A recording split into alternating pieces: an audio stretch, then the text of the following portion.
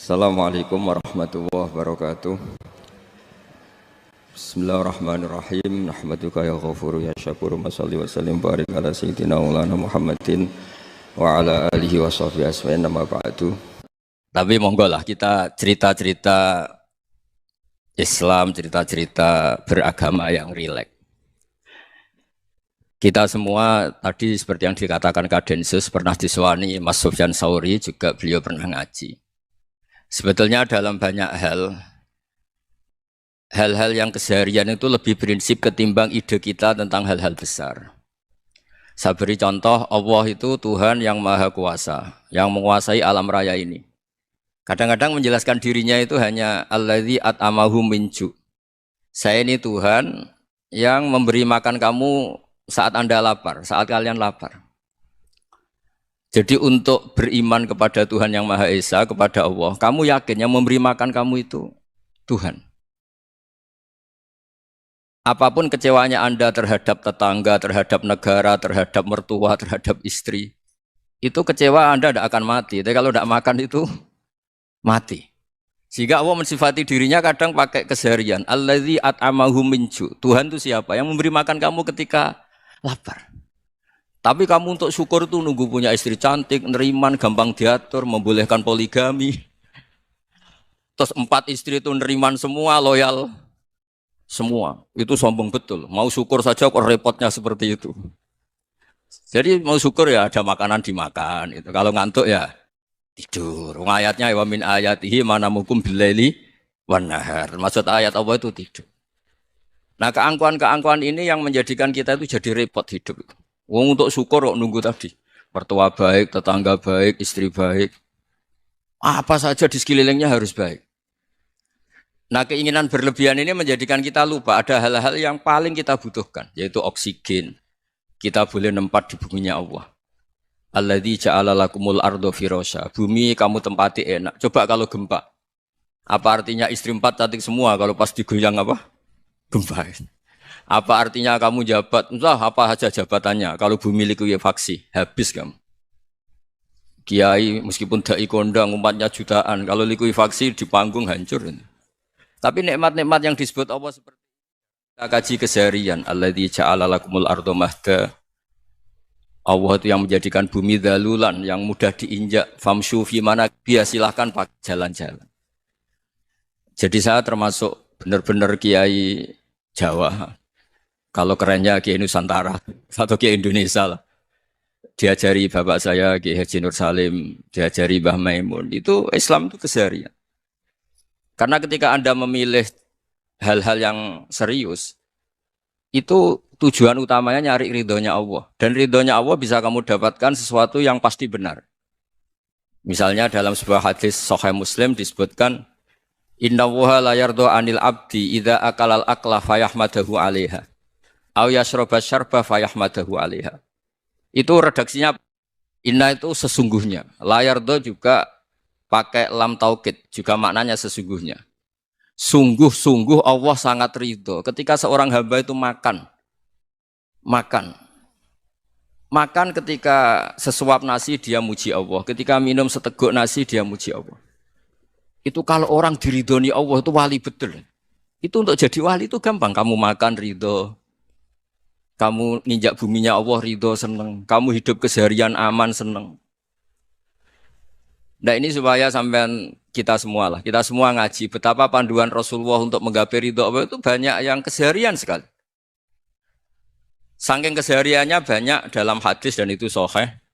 Nabi menyebut hal-hal yang keseharian. Hatta ma tas'alu fi imra'atika. Kamu punya uang kemudian istri kamu bisa makan itu ibadah.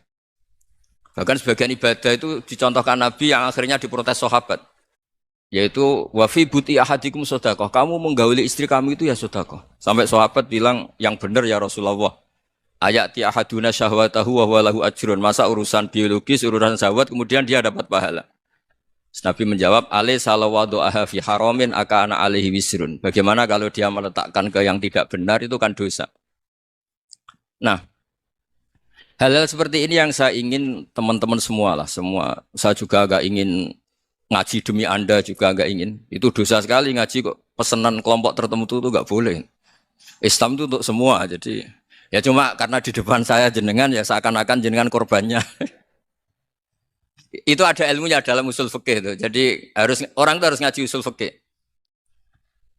Nama yang disebut, mungkin Mas Sufyan masih ingat zaman ngaji usul fikih. Nama yang disebut itu tidak jaminan sebagai prioritas perintah. Jadi misalnya gini, kebetulan yang di depan Nabi itu Abu Dzar. Nabi ya bilang, ya Abu Dzarin ini uhibbuka misalnya, atau ya Mu'ad ini uhibbuka, atau ya Abu Hurairah ini uhibbuka misalnya. Banyaklah riwayat yang Nabi nyebut ya Abu Dzarin, ya Mu'ad, ya Abu Hurairah. Kemudian misalnya Nabi meneruskan khitab, ini uhibbuka, saya mencintai kamu, fakul dubur sholatin, atau sebagian riwayat disebut fala tada'anna dubura kulli sholatin, Allahumma inni ala dzikrika wa syukrika wa husni ibadatik. Saya mencintai kamu, siapa saja. Mu'ad bisa, Abu Dzar bisa siapa. Saya mencintai kamu, mohon kalau habis sholat kamu jangan lupa wiridan Allahumma a'inni ala dzikrika wa syukrika wa husni ibadatik. Ya Allah, tolong kami permudah supaya mudah ingat engkau. Anda tidak bisa mentang-mentang, wong nama saya Parmin, nama saya Purnomo, itu yang diperintahkan Mu'ad misalnya. Jadi yang disebut satu, tapi khitab itu untuk siapa saja. Saya teruskan ya. Jadi saya mohon semua kita melakukan kebaikan itu kalau dalam kaidah fikih disebut al yakin la yuzalu bisyak.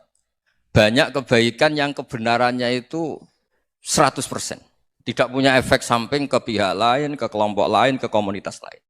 Itu tadi misalnya Anda makan dan itu murah sekali, hanya butuh satu piring. Setiap kunyahan kamu muji Allah, setiap minum kamu muji Allah. Itu redaksinya Rasulullah SAW disebut Allah sangat ridho ketika seorang hamba makan, kemudian dia memuji Allah. Atau minum, kemudian dia muji Allah. Logikanya gampang, negara seperti ini yang kamu harapkan bentuknya kayak apa, mertua, ipar, komunitas, tetangga. Itu nyata terjadi itu kan belum pasti. Sementara yang mesti terjadi adalah kamu butuh makan, kalau tidak mati. Butuh minum, kalau tidak mati. Butuh bumi yang nyaman ditempati, kalau tidak kita juga mati. Sebab itu Allah kalau menyebut nikmatnya itu hal-hal yang keseharian. Alladzi at'amahum min ju'. Allah itu siapa? Allah itu yang menciptakan kamu bisa makan. Tidak berlebihan, Allah itu yang menciptakan kondisi sosial itu ideal. Zaman Nabi itu ya ada orang munafik. Orang-orang pilihan Allah itu juga diuji orang sekelilingnya yang macam-macam. Semua diuji sesuai konteks zaman dan waktu. Nah, tapi ada ibadah-ibadah yang selalu disarankan Nabi. Sampai Nabi itu pernah ditanya, Ayul Islam ya khairun ya Rasulullah, Islam terbaik itu gimana? Jawaban Nabi itu unik. It'amu to'am. Islam terbaik itu ya makan-makan, santai-santai. Ketika Allah menyebut beberapa kebaikan, falak tahamal aqobah wa ma adrokan apa? Mal aqobah. Terusannya apa? Fakku rokobah. Terusannya apa? Au it'amun fi yaumin di masubah. Ya itu acara makan-makan itu juga Islam. Kenapa? Ya bayangkan kalau tidak ada makanan, kita mati kan? Kondisi sosial tidak ideal itu Anda masih gak apa-apa. Tapi kalau Anda tidak makan, Anda tidak minum, kamu punya istri cerewet masih bisa hidup, punya mertua cerewet masih bisa hidup. Tapi kalau tidak makan bisa mati. Berarti penting mana istri sama makan? Penting mana? Makan. Semoga istri Anda dengar, nanti kamu disuruh makan tapi pulang deh. Itu kalau dibahasakan makan masih memahami. Penting mana nasi satu piring dengan istri. Enggak ada nasi mati, enggak ada istri belum mati. Penting mana? Enggak berani jawab kan? Nah, ternyata Anda ada garang kan di depan istri. Jadi saya mohonlah, mungkin Mas Sufyan Sauri tadi yang bisa bantulah. Teman-teman tuh ngaji yang keseharian saja. Karena kita nyari ridho Allah itu berdasar firman Allah. Dan firman Allah itu menyebut keseharian tuh riang, gampang. Yaitu tadi misalnya wa min ayatihi manamukum billaili wanar. Termasuk ayat-ayat Allah itu kamu tidur. Maka dulu itu ada guyonan, ada tokoh Mu'tazilah, kelompok dalam Islam yang berpikir manusia itu bisa menentukan ikhtiarnya sendiri. Karena saya bisa duduk, duduk, ingin berdiri, berdiri. Karena kelompok ini nggak terima kalau semua kehendak Allah, nanti bagaimana kalau semua kehendak Allah kok ada hisab, ya ada sanksi. Lucunya itu, dia akhirnya, ini cerita ya, mencintai seorang perempuan, cantik sekali. Dan itu dia menjadi ahli sunnah itu oleh hal-hal yang sepele. Karena istrinya cantik, Ya namanya suami istri itu hubungan intim. Terus ditanya, Mas, masih ingin lagi? Masih. Silahkan diulang lagi. Wah ya tidak bisa. Katanya manusia bisa menentukan yang diinginkan. Itu tobat itu. Itu nggak bisa ditobatkan Mas Sufyan Ats-Tsauri. Orang cantik yang mudah nobatkan orang itu orang cantik. Segampang itu. Akhirnya kita tahu, makanya kalau dalam kitab Hikam itu disebut al-akil mayakul madza yaf'alu wa hubi wal ghafil mayakul madza af'al. Orang yang punya akal karena sadar ini wilayah Allah, semua milik Tuhan. Itu dia tiap hari berpikir, besok Allah akan melakukan apa terhadap dunia ini. Kamu merencanakan suatu mau plesir ternyata gempa. Mau wisata ke Rusia ternyata perang. Kamu tidak pernah tahu apa yang akan terjadi besok. Wa ma tadri nafsum madza taksibu ghada. Tapi Anda semua kita ini sering punya jadwal permanen. Makanya saya kalau diundang siapa saja, sana takdir. Yang jelas Gus ini acara penting. Ya masih acara penting nak pangeran ngersakno piye? Kok ape dadi pangeran? Kamu kok mau jadi Tuhan? Itu kadang ya kiai gitu. Penting Gus acara ini jenengan harus memastikan bisa. Loh kamu itu yang ngajarin tauhid, sesuatu itu biadillah kok bilang-bilang apa pasti. Kalau maksa terus tak tobatkan dong kamu kata saya itu. Ya kalau gitu Gus bilang insya Allah. Wah itu hati saya, fisik saya, roh saya sudah bilang insya Allah. Tidak usah kamu latih kata saya. Nah hal-hal tauhid keseharian itu gampang sebetulnya. Wal ghafil yaqulu madza af'al. Tapi orang yang lupa Allah dia setiap hari bilang besok apa? Kita bisa melakukan apa? Seakan-akan dia itu aktor, dia penting, dia subjek permanen, dia. Padahal kita ini hanya objek kehendak Allah Subhanahu wa taala. Karena kita yakin sesuatu yang terjadi di alam raya ini kita tidak bisa apa-apa. Makanya saya sering ngaji, sering bilang saya. Ketika Anda mensifati Allah, Dia yang menghidupkan. Sudah itu tanamkan sehingga ketika kita mati santai saja. Kenapa santai? Allah punya cara menghidupkan kita. Zaman kita hidup juga gak tahu caranya ngelola jantung, ngelola paru-paru. Kamu juga gak tahu ngelola oksigen yang tidak beracun, tidak mengandung polusi. Tahu-tahu hidup. Gak ingin tua ya tahu-tahu tua. Gak ingin mati tahu-tahu mati. Selama ini kita hidup juga gak tahu apa sebetulnya. Hanya gaya tok, punya jadwal, punya planning. Kalau kamu bisa menentukan pilihan Anda, pasti Anda istrinya cantik, 4 neriman semua, kona'ah semua. Nyatanya enggak kan? Ada 1 jelek, cerewet. Wah itu kan, nyatanya enggak bisa apa-apa Anda kan? Dan kamu bawa mati lagi. Itu kan, istri Anda juga gitu, punya keinginan, punya suami yang ganteng, yang jabat, yang neriman, yang enggak poligami. Ya enggak kesampaian juga. Kalau kita ngitung tingkat kegagalan kita itu gagal terus. Ya kan? Nah, terus ingat Allah. Madza yaf'alu wa bi. Orang yang punya akal selalu berpikir Allah itu menghendaki apa terhadap saya. Lalu sama-sama orang itu. Ngelihat orang yang serius. Itu kata Anda itu pemikir berat, serius. Senang punya tokoh yang merengut karena kamu anggap serius. Tapi sebagian orang anggap orang yang serius itu wong merengut, wong masam, wong muka kok ditekuk. Jadi sama itu hati ya muqallibal qulub tsabbit qalbi ala dini karena kita enggak tahu cara berpikir kita tentang orang lain, tentang sekeliling kita. Misalnya kita orang baik yang jenis ngrumat fakir miskin. Ada orang bangun masjid mewah itu janggal. Apa artinya masjid mewah kalau banyak orang kelaparan? Tapi kalau yang jenis pendidikan apa artinya masjid mewah kalau enggak bisa ngaji? Nanti yang jenis infrastruktur apa artinya ini kalau semuanya punya sudut pandang yang berbeda-beda. Dan Islam mengapresiasi semua kebaikan. Tapi katakan semua kebaikan itu adalah kehendak Allah Subhanahu wa taala. Karena apapun baik Anda itu pakai fasilitas yang diberikan oleh Allah Subhanahu wa taala. Sehingga ini yang disebut qulillah tsumadarhum fi khawdihim yal'abun. Ya kembali tadi ke tema-tema bahwa keseharian Anda ini sudah Islami. Saat Anda tidak bisa melakukan apa saja. Saya sering ada jenazah, biasanya kalau tetangga meninggal saya sering disuruh ngelepas. Saya bilang orang ini baik karena sering ngelamun di rumah, sering nganggur di rumah. Ditanya sama anaknya, kenapa Gus nganggur baik? Ya kalau dia nganggur artinya juga enggak berbuat sesuatu yang maksiat kan? Ya kan? Orang nganggur di rumahnya ya enggak bunuh orang, enggak maling, enggak korupsi, ya namanya nganggur di rumah. Lah cuma istri cara pandang nganggur enggak menghasilkan uang gitu. Tapi juga enggak menghasilkan kriminal kan? Jadi sebenarnya Islam itu makanya kalau sampai ngaji usul fikih itu ada kitab usul fikih namanya Lubul Usul itu terkenal sekali di pesantren itu. Itu kalau ngapresiasi keseharian itu luar biasa. Izma min mubahin illa wa yatahaqqaqu bihi tarku haramimma. Karena keseharian yang mubah saat Anda lakukan itu ada kehebatan yang luar biasa, yaitu meninggalkan haram. Makanya dulu banyak orang-orang alim ketemu temannya itu guyon sampai semalaman. Itu biasanya yang semangat Islam, itu kiai kok tidak tahajud, kiai kok tidak witir. Orang yang sedang mapan uangnya banyak, malam itu tidak kelayaban itu sudah luar biasa.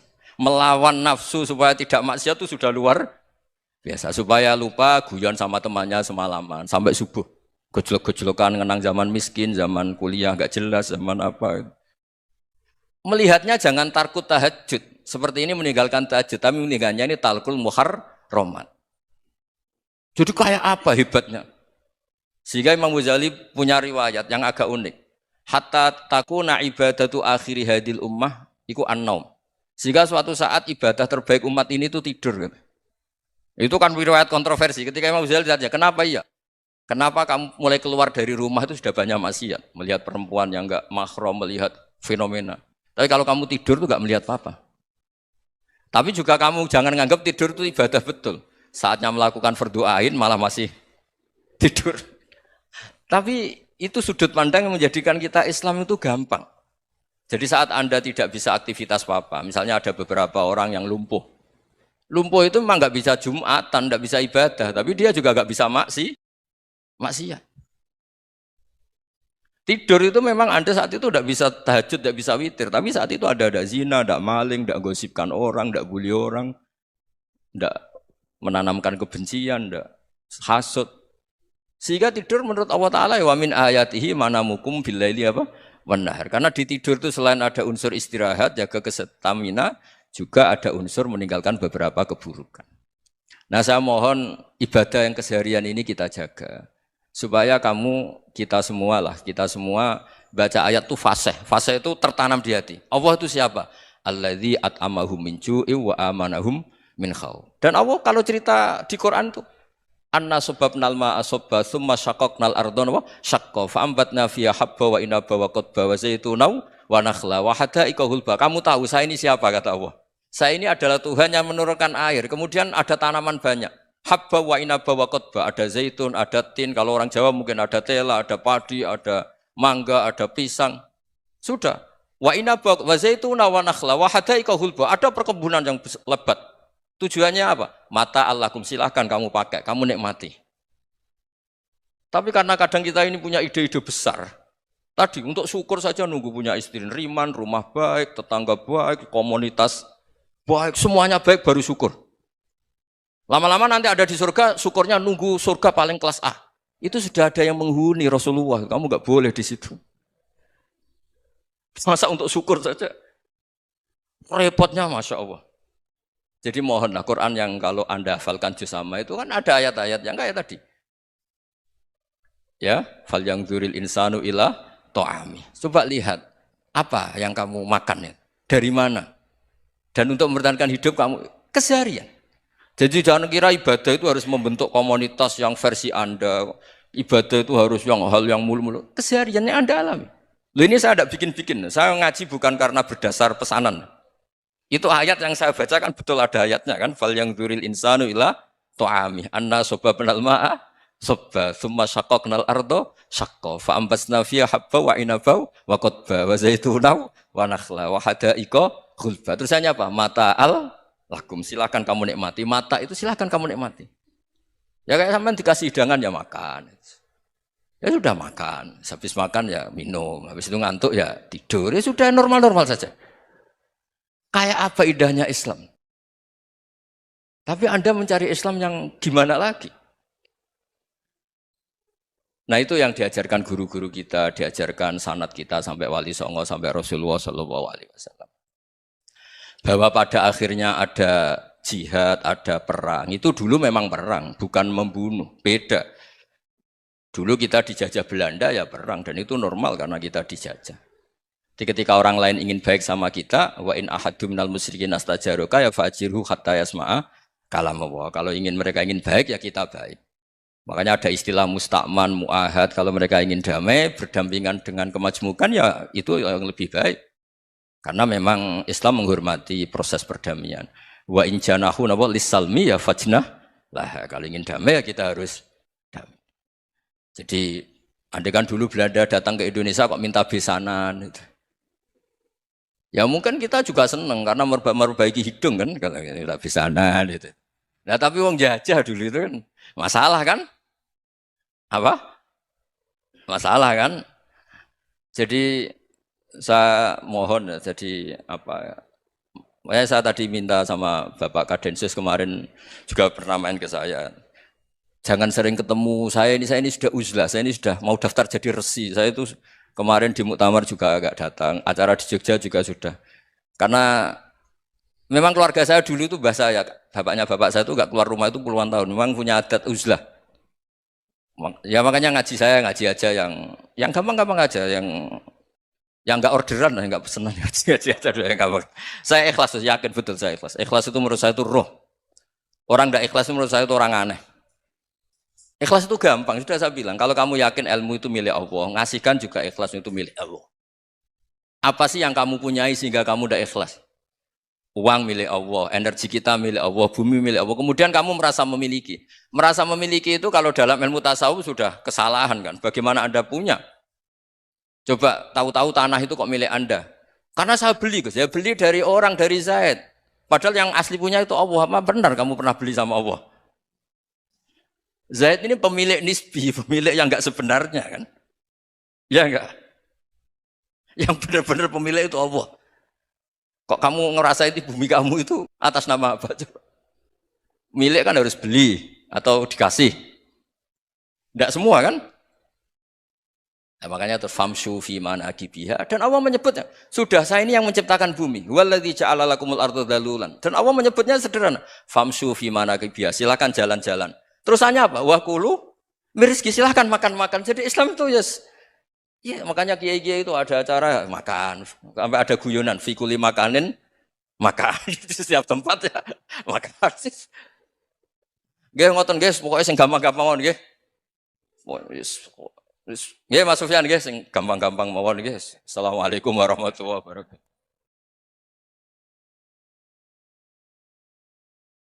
Perasaan saya juga seluruh ulama di dunia. Saya ulang lagi, perasaan saya juga seluruh ulama di dunia.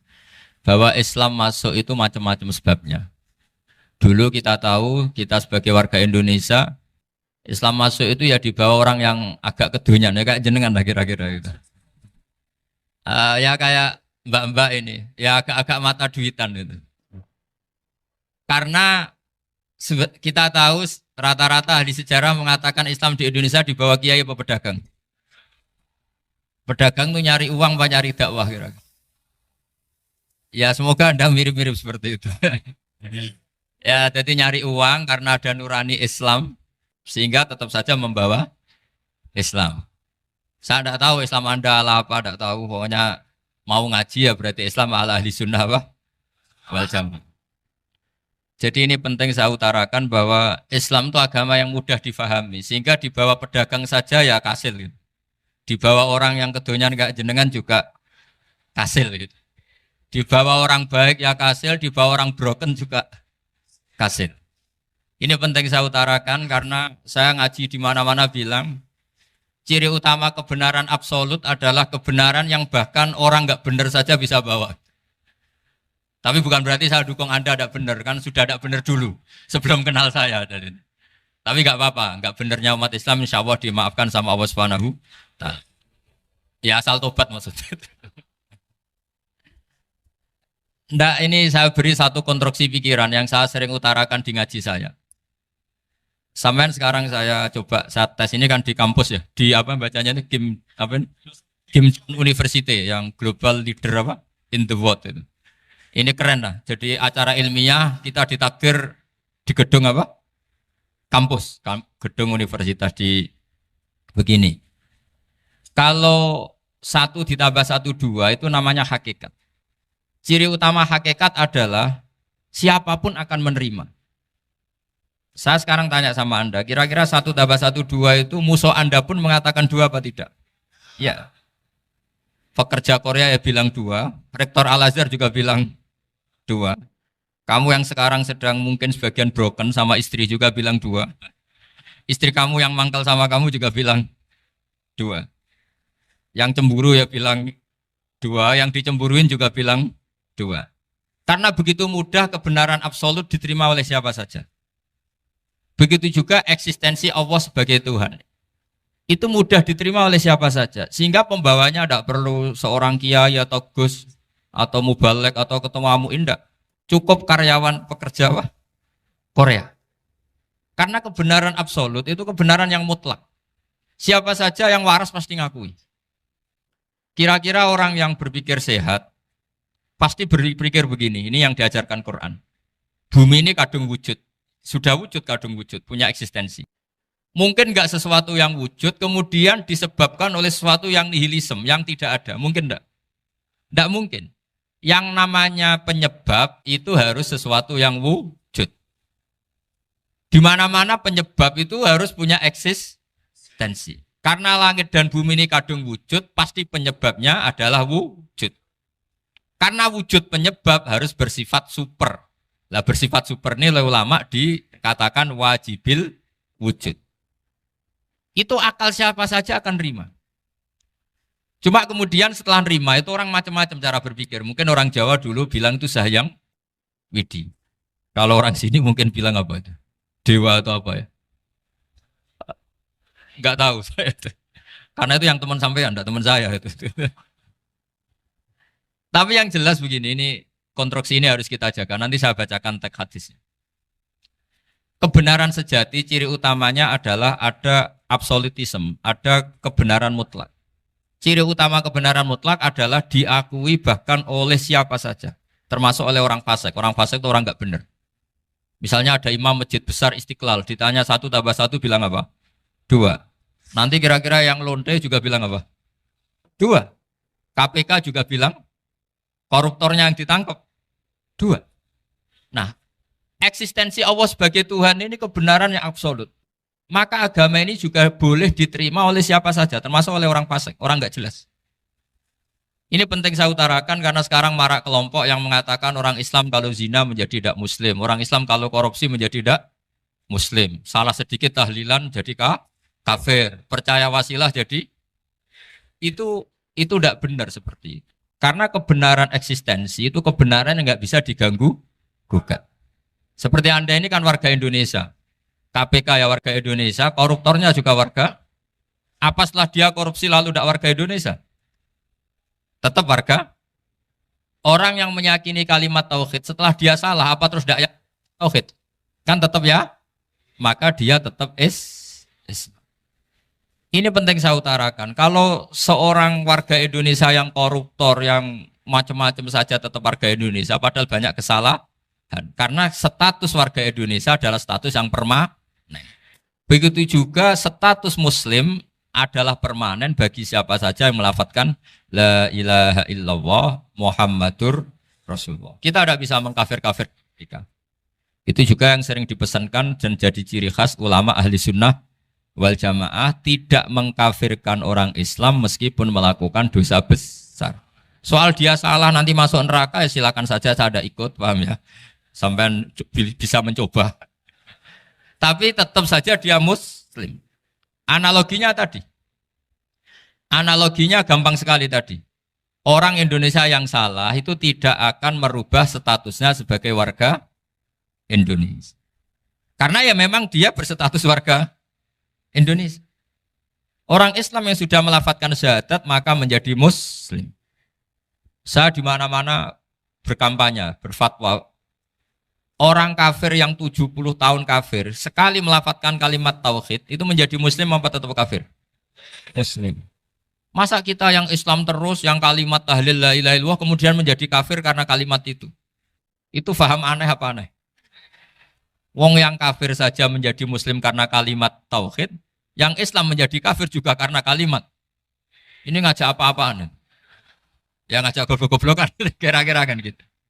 Ini penting saya utarakan karena ini penting. Nah, setelah kamu yakin tauhid, ciri utama tauhid itu apa? Menstatuskan sesuatu sebagaimana hakikatnya. Misalnya bumi Korea, ini statusnya tetap buminya apa? Maka dari awal saya husnudzon sekali sama Allah Subhanahu wa taala bahwa suatu saat di bumi mana saja itu ada tahlil. Enggak ngira kan ada ateis di sini, bumi ateis kemudian ada tahlil, ada sakduna, ada macam-macam. Karena kita ketika sholat, makanya saya tadi janji akan memaknai kalimat-kalimat yang sering Anda baca ketika sholat. Di sholat saat ada itidal ngendikan apa? Rabbana lakal hamdu, ayo dibaca, mil'us samawati wa mil'ul ardi wa mil'u ma syi'ta min syai'im ba'du. Sama nani secara tradisi pesantren, Rabbana do pangeran kita, laka iku kaduwe panjenengan alhamdulillah segala puji. Engkau punya segala puji.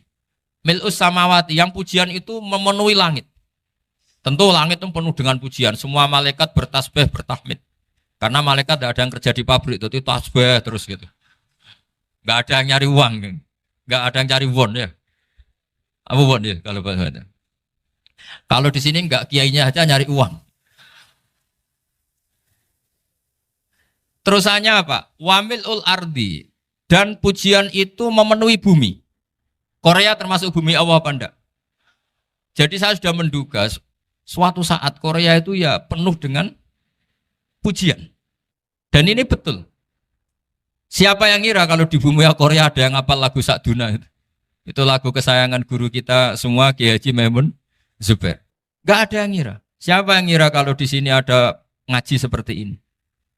Di Rusia juga sama. Uni Soviet itu negara ateis. Tapi lama-lama pecah karena glasnost itu dan perestroika itu. Kemudian menjadi pecahan-pecahan negara muslim.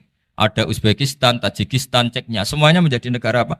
Muslim. Karena dari awal lakal hamdu mil'us samawati wa mil'ul ardi. Dan pujian itu pasti memenuhi langit, juga memenuhi bumi. Kalau Anda baca itu di Indonesia, mungkin wajar. Di Indonesia banyak acara-acara seperti ini. Tapi kalau di Korea, ternyata benar. Dan Anda ini kalian semua termasuk pembuktian benarnya wa mil'ul ardi. Keren kan teman? Oh keren sekali, bukan sekedar keren sekali.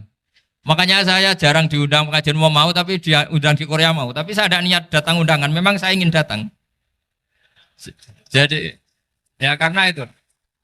Ini bentuk penghormatan saya.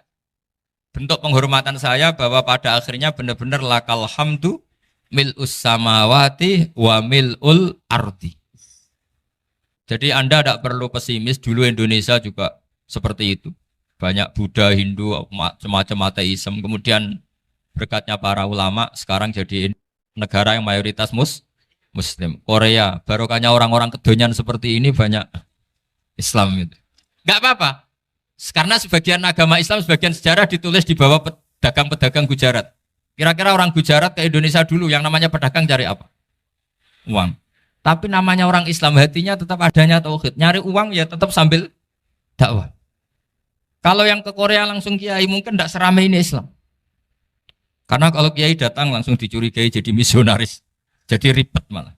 Tapi kalau sampean nggak ada yang curiga. Namanya pekerja, pekerja saja nyari uang. Dan itu memang fakta. Cuma kadang ya sadar terus ya bagus lah seperti itu.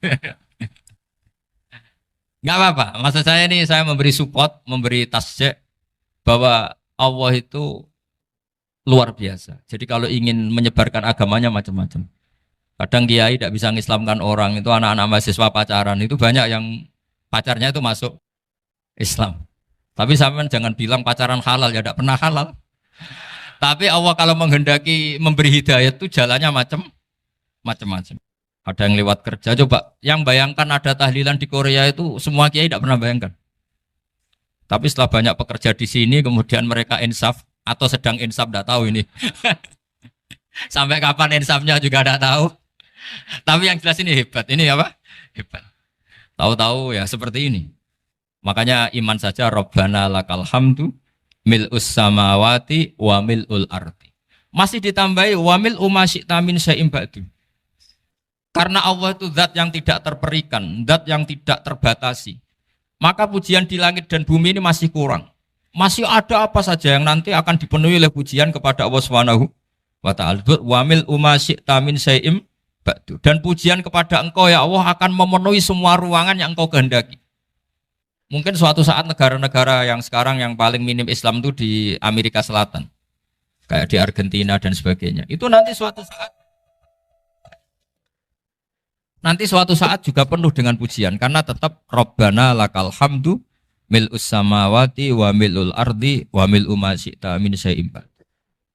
Saya di Jogja setiap akhir ngaji saya ajarin wiridan. Mungkin wiridan ini tidak asing bagi jenengan karena sering saya baca. Subhanallah wa bihamdihi adada khalqihi wa ridha nafsihi wa zinata arsyihi wa midada kalimat.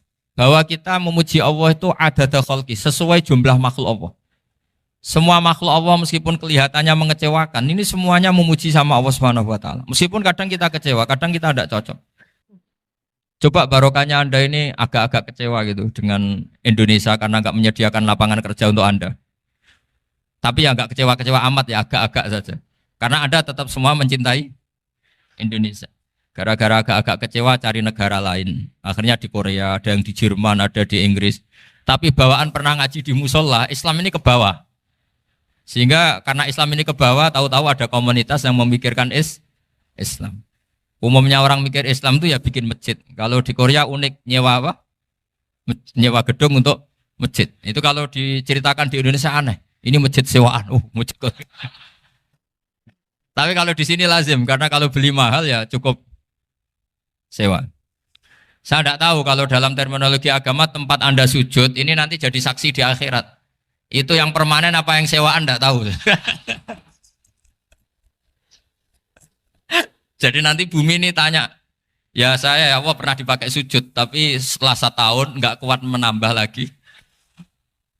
Makanya saya dukung tadi yang ada gerakan masjid apa.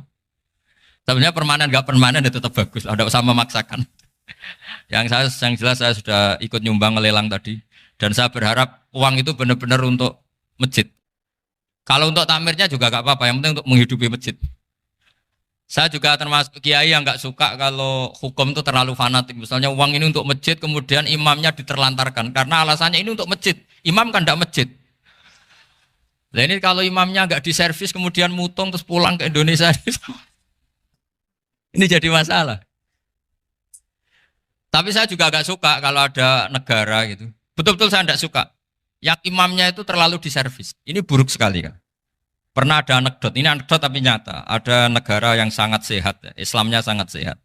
Itu imamnya 1 bulan tuh digaji 70 juta.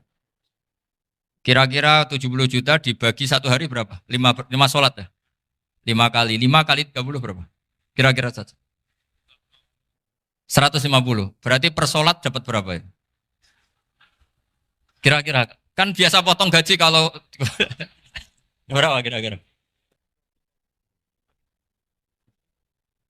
Singkat cerita, si kiai dari luar negeri tadi cerita apa Indonesia? Kiainya miskin-miskin, datang ke masjid kan kadang pakai ontel, adzan sendiri, qomat sendiri, sholat sendiri kadang. Itu nasib orang-orang Sragen dan Salatiga sebagian. Itu yang lapor karena mereka itu. Kalau Rembang insya Allah enggak. Tapi ada semuanya Salatiga, sebagian begitu. Itu yang cerita kiainya, bukan ini bukan hoax, memang kiainya cerita. Nasib kiai di Salatiga Gus katanya. Itu digojlok, tapi tetap sholat. Sehingga cerita orang tadi cerita, imamnya di sana naiknya Mercy, muadzinnya pakai BMW. Itu tetangga sebelah Indonesia banyak yang fasilitas imam seperti itu. Karena gajinya sampai 70 juta. Setelah dia cerita bangga karena negaranya mengapresiasi imam sholat, sama kayak Indonesia dia omongin gini, makanya kamu sholat terus, takut potong gaji ya. Gitu. Itu kagetnya bukan main dia.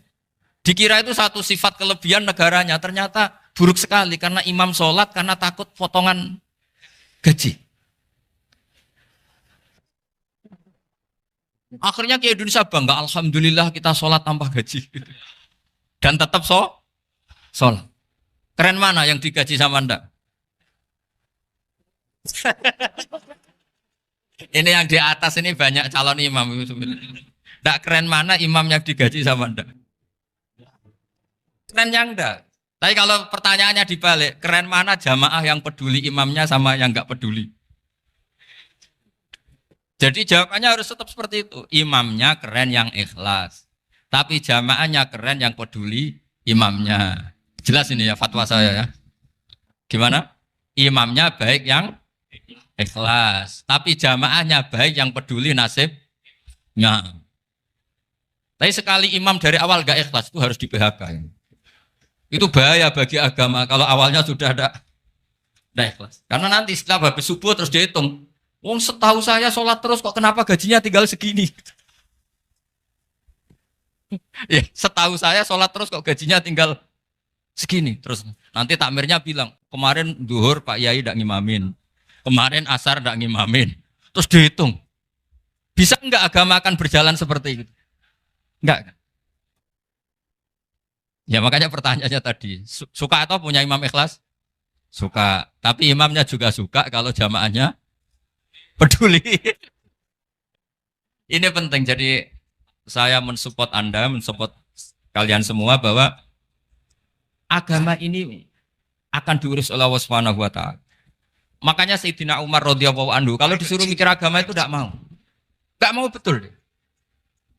Ketika Umar jadi khalifah itu puncak keemasan masa Islam. Semuanya stabil, semuanya hebat. Sampai Irak, Iran zaman itu Persia masih. Semuanya Mesir. Itu semuanya ikut Islam. Ketika Islam pada puncaknya, yang dikhawatirkan oleh masyarakat adalah begini. Lalu setelah Umar itu bagaimana? Islam setelah dipimpin orang yang tangguh, yang kuat, yang waroi, yang zuhud. Lalu setelah Umar itu gimana? Tapi Umar disuruh mikir gak mau. Sampai setiap Abdullah bin Umar jalan-jalan di kampung-kampung itu abahnya dianggap pecundang. Tahu sampean pecundang? Orang yang gak tanggung jawab. Karena orang-orang bilang gini, ya Abdullah bin Umar, bagaimana pendapat Anda kalau ada penggembala kambing di tengah hutan atau di tengah padang rumput, kemudian dia ninggal gelanggang kambingnya. Kamu anggap penggembala ini gimana? Oh itu penggembala yang dolim itu. Pasti kalau kambing ditinggal ya kacau. Apalagi ini ummatu Rasulullah Shallallahu Alaihi Wasallam. Ini abah kamu tidak pernah wasiat, tidak pernah ngatur suksesi. Lalu Islam setelah dia bagaimana? Suruh dia ngomong penggantinya siapa? Karena beliau sudah sepuh harus ada suksesi. Akhirnya Abdullah bin Umar lapor ke Umar. Ini gimana bah orang mengkomplain begini, begini, begini. Apa kata Umar? Agama itu beda dengan kambing katanya. Agama itu milik Allah Subhanahu. Mbok saya pikir, tidak saya pikir tetap jalan. Nah ini terbukti. Jangan ulama ya ndak, mufti ya ndak, tapi bisa menjalankan agama. Kalau agama sampean pikir malah rusak. Sudah pokoknya lakukan saja, tidak usah dipikir. Akhirnya betul. Karena agama ini milik Allah. Soal kita serius memikirkannya itu karena khidmah. Karena kita ingin berbakti pada agama. Tapi Anda tidak boleh berpikir kalau agama ini butuh pemikiran Anda. Beda loh ya. Kita khidmah agama serius karena kita ingin mengkhidmai agama. Tapi agama ini tidak pernah butuh kita. Karena agama ini akan diurus oleh Allah Subhanahu. Coba pas sampean kecil, orang jilbaban di Indonesia itu banyak apa banyak sekarang? Banyak sekarang. Kiainya mutu orang dulu apa mutu orang sekarang? Tapi perkembangan Islam itu ramai sekarang apa ramai dulu? Ramai sekarang. Islam menyebar di seluruh dunia itu zaman Wali Songo, zaman sampean keren mana? Keren sekarang. Kualitas solehnya sampean sama Wali Songo? Wali Songo. Ini betul. Karena agama ini diurus oleh Allah Subhanahu wa taala. Maka kata Sayyidina Umar, agama ini innallaha ta'ala yahfadzu dinah. Innallaha ta'ala la yudhi'u khilafatahu waladina. Allah itu tidak akan menyia-nyiakan agamanya. Ini terbukti. Agama ini pernah dipimpin orang terbaik di dunia, yaitu Rasulullah Shallallahu Alaihi Wasallam. Ketika beliau intakola ila rofiqil ala, ketika beliau pindah ke alam sana, diteruskan oleh sahabat yang tentu jauh di bawah Rasulullah. Diteruskan tabiin, diteruskan para wali songo, diteruskan sayang sampean yang jauh di bawah wali songo. Sejauh-jauhnya. Tapi agama jalan sampai Korea. Agama jalan sampai apa? Dulu Wali Songo itu hanya sampai Mojokerto, sampai Tulungagung. Di bawah sampean, Kelayaban sampai mana ini? Korea. Coba kalau Allah tidak ngurus, nggak bisa. Yang gerakkan hatinya sampean peduli sama masjid siapa? Allah Subhanahu wa taala. Yang menggerakkan hati sampean peduli sama agama siapa? Tapi yang menggerakkan sampean ke Korea apa? Uang kan?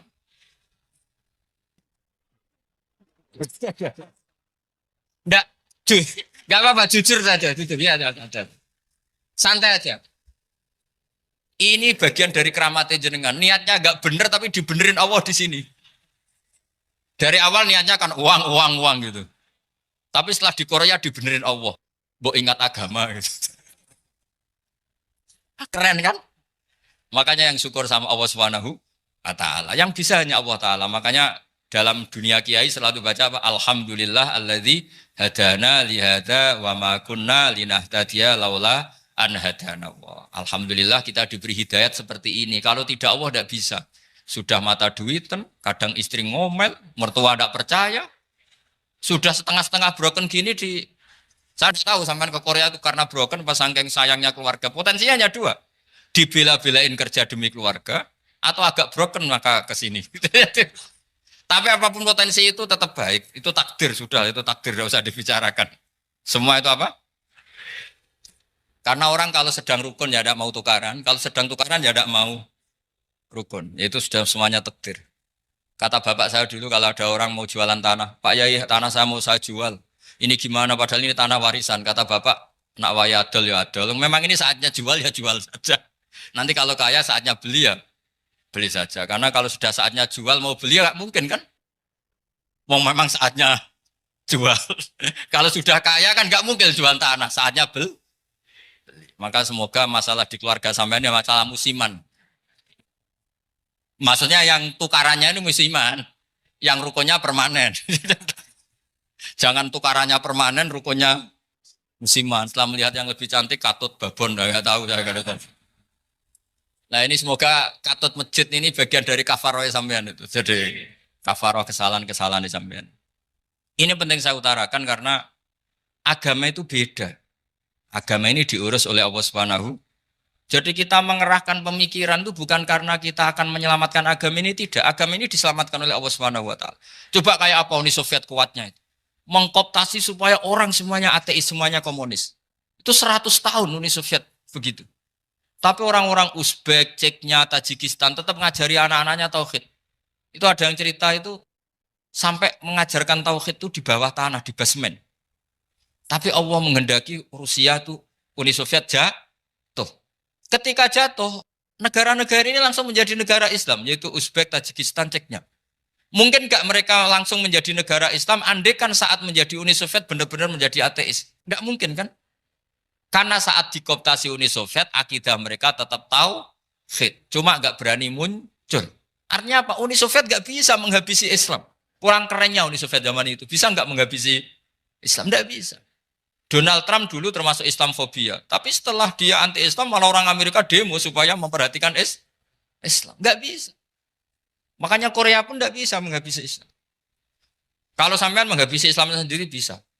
Karena terus gak mau sholat, gak mau zakat itu sampai. Tapi sampean toh yang Islamnya habis, Islam tetap baik-baik saja. Makanya ini penting saya utarakan supaya kamu pede bahwa agama ini pernah dibawa orang yang pedagang.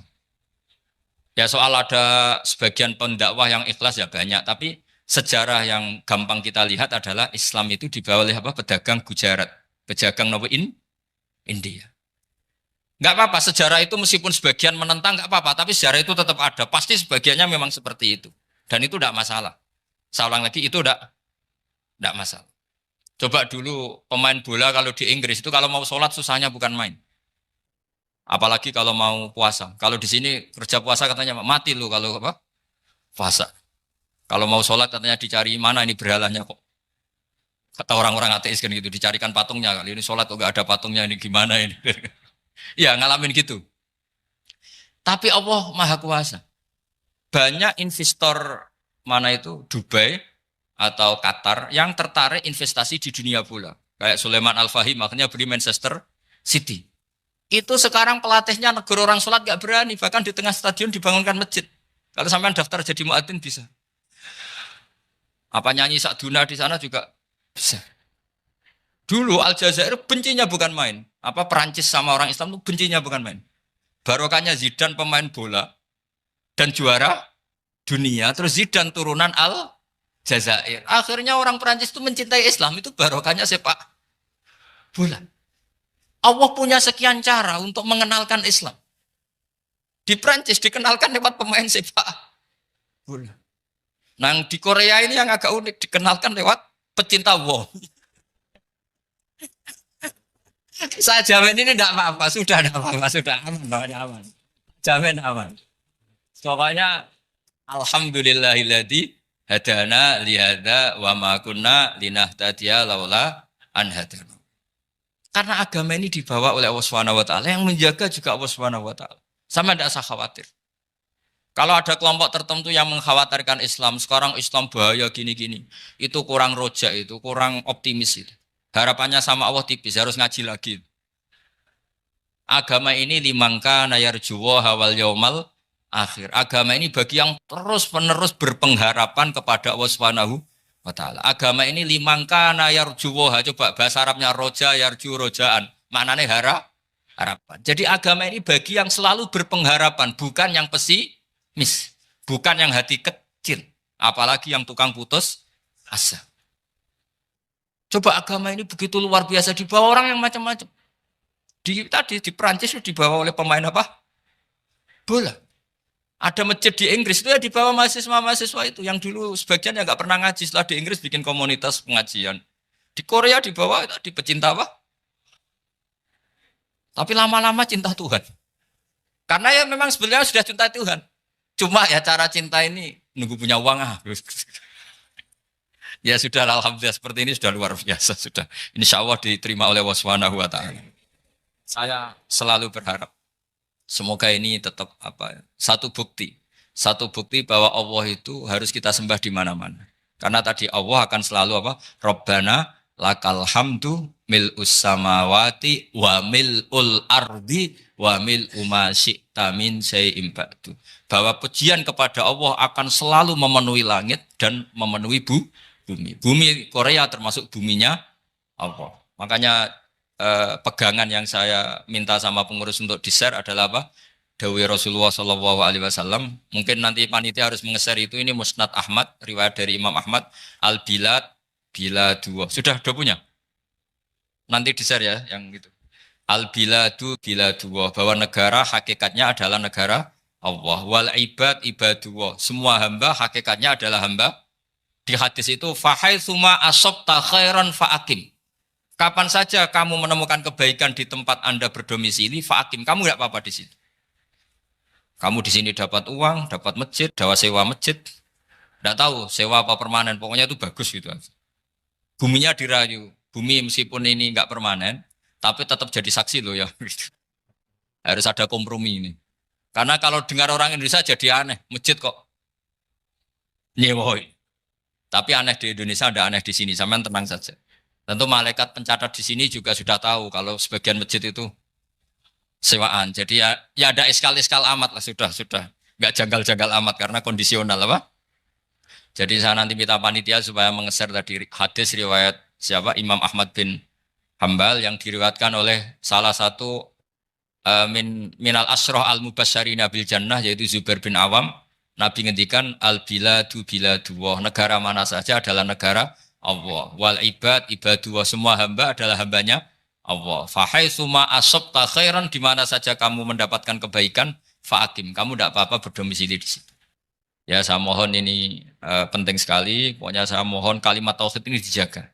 Karena kalimat tauhid ini kata semua ulama, kasajaratin thayyibatin asluha tsabitu wa far'uha fis sama. Dan kalimat tauhid ini pasti tu'ti ukulaha kullahinim bi'izni rabbiha. Kalimat tauhid yang dibawa umat Islam seluruh dunia. Meskipun dia orang fasik, orang enggak benar, tetap tu'ti ukulaha kullahinim bi'izni rabbiha. Kalimat ini akan membawa berkah bagi orang yang dihinggapi atau didomisili umat Islam. Coba sebagian nanti orang Korea menjadi muslim itu karena di sini ada komunitas pekerja muslim kemudian menyisakan atharul Islam. Jejak-jejak Islam. Enggak apa-apa. Pasti kalimat ini tu'ti ukulaha kullahinim bi'izni rabbiha. Jadi kalimat tauhid adalah kalimat yang kata Allah tu'ti ukulaha kullahinim bi'izni rabbiha. Anda tidak usah khawatir. Bahwa apa yang Anda lakukan apapun kecilnya akan ditulis oleh Allah Subhanahu wa taala. Kata Allah wa naktubu ma qaddamu wa atharahum. Gimana di surat Yasin itu? Inna nahnu nuhyil mauta wa naktubu ma qaddamu wa atharahum. Saya bisa menghidupkan orang mati dan semua amal kalian saya tulis kata Allah. Wa atharahum, dan jejak-jejak yang pernah kalian lakukan juga ditulis. Tak terangno kowe nek ora paham kok nek mlebu swarga dadi paham. Dadi iki pilihane ku loro. Dadi nek kowe saiki ra paham kok ning swarga paham. Nah saiki paham kesuk ben mlebu neraka dadi ra paham. Dadi mun ra usah direncana mlebu napa? Neraka wae mlebu dhewe ra usah direncanakno mun. Dados ngeten nggih, dados ahli swarga ya kurang penggawean, pancen salat wis ra wajib, wis ra ono pilpres, gak ono apa dadi kurang penggawean. Ahli swarga niku saking kurang penggaweane iku jagungan. Dadi misale kula Mustofa Ruhin jagungan. Piye enak ning swarga? Ya enak. Zaman ning donya piye? Terus cerita, saya itu punya teman ateis. Saya punya teman komunis yang ketika pertemanan dengan kita sering menghina kita karena kita ini percaya adanya hari kebangkitan. Teman saya itu sering melecehkan idza mitna wa kunna turaba wa idzaman aina lamadinun. Masa kita sudah jadi debu, jadi tulang belulang, kemudian kita akan dibalas amal-amal kita. Jadi singkat cerita, ini nunjukno nak wong soleh oleh kancanan wong dolim. Ya ini catatan ya bahwa orang soleh itu zaman ning dunya oleh kancanan wong napa? Dolim. Buktinya yang soleh ini masuk surga. Kemudian kenangannya punya teman ateis. Zaman di dunia punya teman apa? Ateis. Entah temannya itu teman kerja atau teman kantor. Tentu tidak teman dalam akidah. Mungkin akidahnya tetap kita Islam, mereka ateis. Tapi teman, entah faktor kantor, entah faktor profesi, entah faktor kerabat. Tapi yang jelas si orang penduduk surga ini punya kenangan, kami dulu punya teman ateis. Ini kanali korin. Yang teman saya yang anti Tuhan itu mengatakan, melecehkan saya, aidza mitna wa kunna turaba wa idzaman aina lamadinun. Masa kita sudah jadi debu, jadi balung, tulang belulang, kemudian kita dihisab. Atau kita nanti ada hari balasan. Nah terus ketika jagungan ini, tadi saya bilang ahli swarga kurang penggawean. Lah piye delok piye? Jare kanca-kancane, moh aku ora melok di kanca. Jadi fayaquluna lah. Jadi ketika Ruhin muni ape delok jare Mustofa, jare Kifat, moh aku gak kancaku, delok dhewe jare. Lah si Ruhin kan wong kurang penggawean, mulai ning donya sampe ning swarga. Terus delok. Terus fattala'a fara'ahu fi sawail jahim. Bareng dekne delok roh kancane kejet-kejet ning neraka. Seneng dekne. Jadi wong nak hasud tu nanti ning swarga aja hasud. Seneng terus muni ngene, tawahi ing kita laturdin. Dulu kamu hampir saja menyesatkan saya. Artinya zaman dia ateis sempat ngerayu supaya Ruhin dadi napa? Ateis. Kowe Islam ya tetep kere, melok ateis ae. Wis kere, zina rawani, maling rawani gak enak. Soalnya sering dirayu-rayu gitu. Makanya bilang apa? Tawahi ing kita laturdin, kamu zaman di dunia hampir saja menyesatkan saya. Walau la ni'matu rabbi lakuntu minal muhdharin. Kalau saja saya tidak diberi nikmat Allah, aku kelakuanku ya koyo kowe, akhirnya masuk neraka koyo kowe. Nah, terus ada soalu taladzudin. Dia tanya tapi saking senenge. Afama nahnu banyitin. Coba lihat saya sekarang. Apa saya sekarang mati? Tidak kan, saya tidak mati kan. Cuma mati pertama saja, mati zaman di dunia. Sekarang saya hidup lagi. Artinya kamu yang dulu memungkiri ada kehidupan, dulu aku saiki tidak mati. Ternyata saya sekarang hidup dan dapat nikmat kowe ning neraka. Dadi ku nunjukno sunnahe manusa iku ora puas nak ora ngalahno musuhe. Nganti ning swarga iku urung lega nah. Dadi manusa iku hasudnya itu terlembagakan sampai akhirat. Jadi wong-wong sing tahu dimaki-maki kubu sebelah, iku nak kubu sebelah mlebu neraka, iku kowe ning swarga gak marem nak gak delok. Dadi hasud iku ya seru no. Dadi nak kula pun mboten, makome mboten nonton, kula mboten. Niku makome Ruhin barang dadi lari lho kan dinyak melarat, gendut, kriting mangkel. Kudu menangi sing ngenyak mlebu neraka. Aja sampe sing ngenyak kita mlebu swarga kene mlebu neraka. Wah. Gak puas ya, no? Makanya gambarannya Quran itu manusia tetap manusia. Ketika orang kafir dengan segala kenikmatannya, misalnya mungkin Amerika, mungkin negara-negara yang sekarang kumo luhur dengan teori kapitalisnya, mungkin ngenyak Ethiopia, ngenyak Syria, ngenyak. Tapi apapun salahnya Syria, Ethiopia tetap iman, tetap suasana masuk surga. Meskipun ngurmat negara tidak pedes. Tapi yang ngurmat negara benar, tapi ngurmat iman tidak benar, bisa saja nanti masuk neraka. Itu makanya kita problem di dunia kan gitu. Makanya saya mohon, nah, umat Islam itu tidak perlu menjawab kritikan itu. Dari awal kita nanti enaknya itu di surga. Kali di dunia kita pasti salah. Ngelola negara raiso. Banyak negara Islam sing carut, napa? Marut. Ngurus bojo raiso. Banyak santri sing pegatan. ngurus anak yo ora iso, anak yo debu wuling kok bapak. Kita ini kan ngurus yayasan yo ora iso. Kan semua yang berbau Islam mesti carut marut. Karena ya apa ya, dari awal kita ini mah enggak serius ngurus dunia. Kok serius piye nyimpen dhuwit wedi dosa ana hisab. Ape riba rentenir wedi dosa. Wape ngatur dunia nemen-nemen wedi dosa. Allahu al-mudabbir sing ngatur kok melo ngatur barang. Wah, akhirnya karena wedi dosa terus goblok. Sebagian goblok klasik, sebagian keterusan. Nah, sing repot sing keterusan sampai asli lah iku terus kombinasi napa? Dadi wong Islam iku ora kober serius mengurus dunia. Kadang punya pemimpin fasik lah ben kono pek-pekan dunia. Jadi ribet wong Islam. Akhirnya kita ini dihina wa idza marru bihim yatakhamazun wa idza qalabu ila ahlihim qalabu fakihin wa idza ra'ahum qalu innaha ula inapa ladallun. Orang-orang kafir itu kalau melewati orang Islam pasti ngenyek. Urip nyatane ngono, ngelola negara enggak bisa, ngelola keluarga enggak bisa. Nah, nanti kalau kita di surga itu kata Allah fal yaumal ladzina amanu minal kufari yadhakun. Nanti di surga orang-orang iman gantian menertawakan orang-orang kafir. Jadi itu menunjukkan bahwa kita tidak pernah puas sebelum dendam menertawakan. Jadi wis ning swarga iku cita-citane mukmin tetep fal yaumal ladzina amanu minal kufari yadhakun. Jadi kowe sok ben ning swarga iku ya Allah kasih saya fasilitas bisa melihat penduduk neraka. Terus dene ning teras-teras swarga dipertontonkan orang kafir alal araiki yang durun. Hal suwibal kufaru makanu ya falun. Delok saiki kowe mbek aku mulya ndi. Jadi dendam itu penting. Tapi sebenarnya ning swarga ning donya wis kalah wis nurut ae no. Dadi menteri yo nurut wis pokoke nurut ae wis barang donya pek-pekan wis. Cuman arah bener ya dielingno iku ya bahaya ora bener. Tapi ora usah kerusuhan, biasa wae. Gremeng ae gremeng soalnya gak dadi udun no. Katanya memang gitu, orang emosi nak diempet tuh dadi udun, dadi wis sadok gremeng.